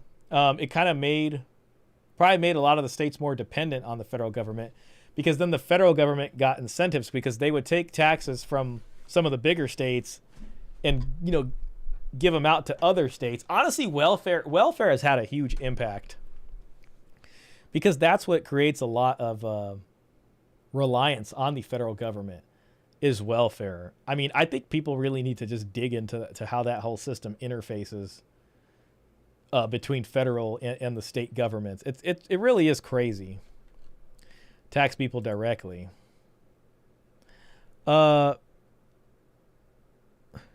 Oh crap, I skipped it. The federal government couldn't tax people directly. They could only tax the states. Then the states had to get taxes from the people. So the states had way more power back then since they had held the ability to tax people. It's actually a really interesting point. Yeah, I mean, God, there's a lot of stuff. It's almost like borderline conspiracy. And then you can talk about like the gold standard and the central bank. And that probably gave the federal government specifically, I don't even know if that's within or outside of the federal government. I think it's technically private. But it's possibly the federal government that controls inflation and things like that and the printing of money prior to gold back. So I think them having ability to print money like that without, worrying about having gold to back it probably gave the federal government a lot more power also. There's a lot of things that contributed to that. VO Warrior says ban welfare and child support. That'd be the day. But honestly, yes, I concur with that. I don't know where we're headed, honestly. I think this is just going to go on, and eventually what's going to happen is if guys don't buy into the system, they will just find a way to tax us and then support the system that way. Like, everyone's just going to have to pay some kind of tax or whatever. That's basically like a pseudo child support payment, whether or not you have kids or not. That was actually originally proposed. So before the federal child support system was created, there was this thing called the Sugarman proposal. And it was basically to expand Social Security so that people would pay out of their check a kind of insurance. It's basically you would pay into a separate fund for where if you did have a kid, the kid would be able to draw from that fund if you had a kid out of wedlock. There was the Sugarman proposal, and then there was another one by Erwin Garfinkel. And his was the only difference was that the child could only get money if the dad paid into the fund, but Garfinkel's proposal was that any kid can draw from the fund, whether or not they had a parent that paid into it or not. They proposed that to Congress, and Congress was like, F that. That sounds probably way too, I don't know. They didn't want to do it. They're like, we got to go after the deadbeat dads. And then we got the, Child Support Act of 1975. But I always think about the Sugarman proposal because what I see now happening in child support, I think we're kind of going back to that, because now that you have the California pass-through, which is letting these women get these the money that's supposed to be getting paid back to welfare, that kind of is in the spirit of this kind of socialist leaning thing anyways. I really don't know how Newsom's getting away with that, but so be it. 1913 was the end of the dollar. If I have it right, I think that was the creation of the central bank. I'm not sure if that was, I can't remember what year went off the gold standard? Let me see that. When did the dollar go off the gold standard? Dude, when I talk to my dad sometimes and my dad tells me like what money used to be worth back in the day, it always blows my mind. It's so crazy. 1971, President Nixon terminated the convertibility of the U.S. dollar to gold. Okay, so that was 71. I'm guessing 1913 was the central bank. Federal Reserve Act signed into law. President Woodrow Wilson signed the Federal Reserve Act. Federal Reserve System. Okay. Man, I'm going to let my cat inside so I can show you the cat. Mimi. Come here, come here. Yeah, I know. What's up, Mimi? I'm about to end the stream, so I figure I'd lead her in here. I don't want to let her in earlier because I feel like that'd be the end. There she is. Let's see. Why are you crying? Here, say something. No. I didn't ask for a cat, man. She just showed up on my doorstep, and now she lives with me. But she's pretty cool. She scratches the hell out of me, though. I gotta do something about that.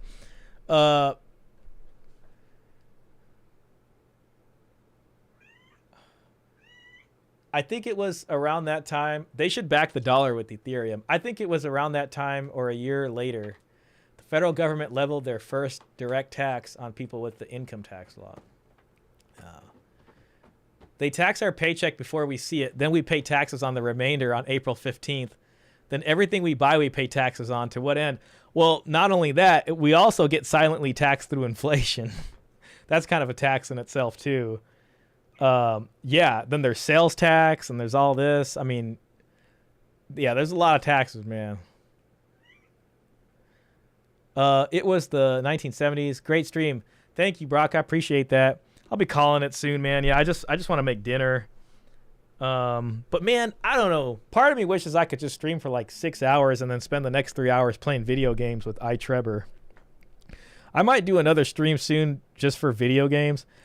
I tend not to do that on YouTube because I figure it's the child support stuff. But recently I'm like, whatever, man. I'm just trying to enjoy myself a little bit. What I do need to do, though, is get you guys some dedicated videos. That's the part I feel bad on. All I've been doing is streams, and I feel like that's not good enough. But I kind of was having this, like, I just wasn't feeling motivated. This whole YouTube thing is all a confidence game. Like, if you can just have that confidence in you to just come up here and say whatever, that's what makes, like, YouTube, I think, successful for people. Even people who confidently say stuff that's not true. But sometimes I kind of go through these, like, almost like writer's block periods. Or it's just hard. I don't know. But, you know, it's a thing that happens. There's a third cam. Oh, yeah, that's the sky cam. I actually have a fourth cam that I'm thinking about putting. So what I want to do is, I say this all the time and then I never do it, but I want to do like a model building stream and a product opening stream. So I actually have another like higher quality cam, and what I want to do is use this little table, and I have a stand that would put the camera right above facing down. And then I would just like build the thing on a table. I got another table too. This one might be too small. But then, you know, we can have 4 cams going. I don't know how that stream would do, but I have like some model kits, and then I have like things that I want to open. I always tell myself I like want to open these things on stream, but then like it just never happens. Like I got this original Mummy action figure, and I've wanted to open it and like display it. I've had this thing for a year. I've had this for a year now probably, and I still haven't opened it because I'm like, I'm going to do it on stream. I'm going to do it on stream. And I never do it on stream. They also amended the Constitution that year.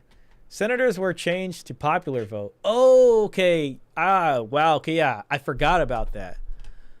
I was going to play Rocket League with iTrevor. It's just like soccer, but you're driving around with cars. That's a fun game. If you have interest in medical, it is far more lucrative in the future. Darts Tonight says, yeah, I feel like that was the main downfall when senators changed from being picked by the state directly, but to popular vote was horrible. It allowed special interest to influence senators too much. God, That's a whole nother thing. I wish, I knew more about that. I've like watched documentaries, but I'll forget. But as far as like campaign donations go, what's going on? Yo, she likes to just jump up here and just play with everything. Like if it looks like I'm having fun with it, she's just like, oh, I want to play with it now.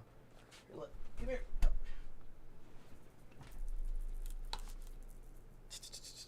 Oh my God, let me show you guys something.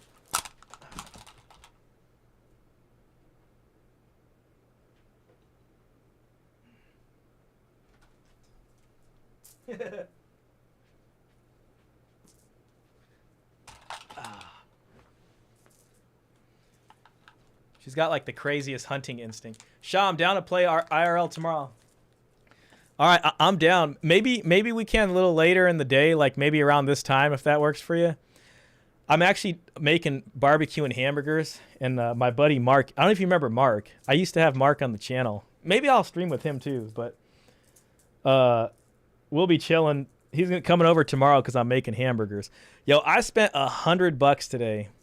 Well, yeah, about $100 buying a bunch of meat and just barbecue stuff. And I'm like super excited. I got like some high quality pickles. I got like some really good 70-30% fat ground beef just so the hamburgers can be really good. I'm super excited for these hamburgers, and I hyped up like everybody in my family that like I'm doing that. So the only thing is I need to buy some corn because I really want some corn on the cob too. Oh man. Whoop. Nope. Man, she loves playing this game. Yeah. Whew.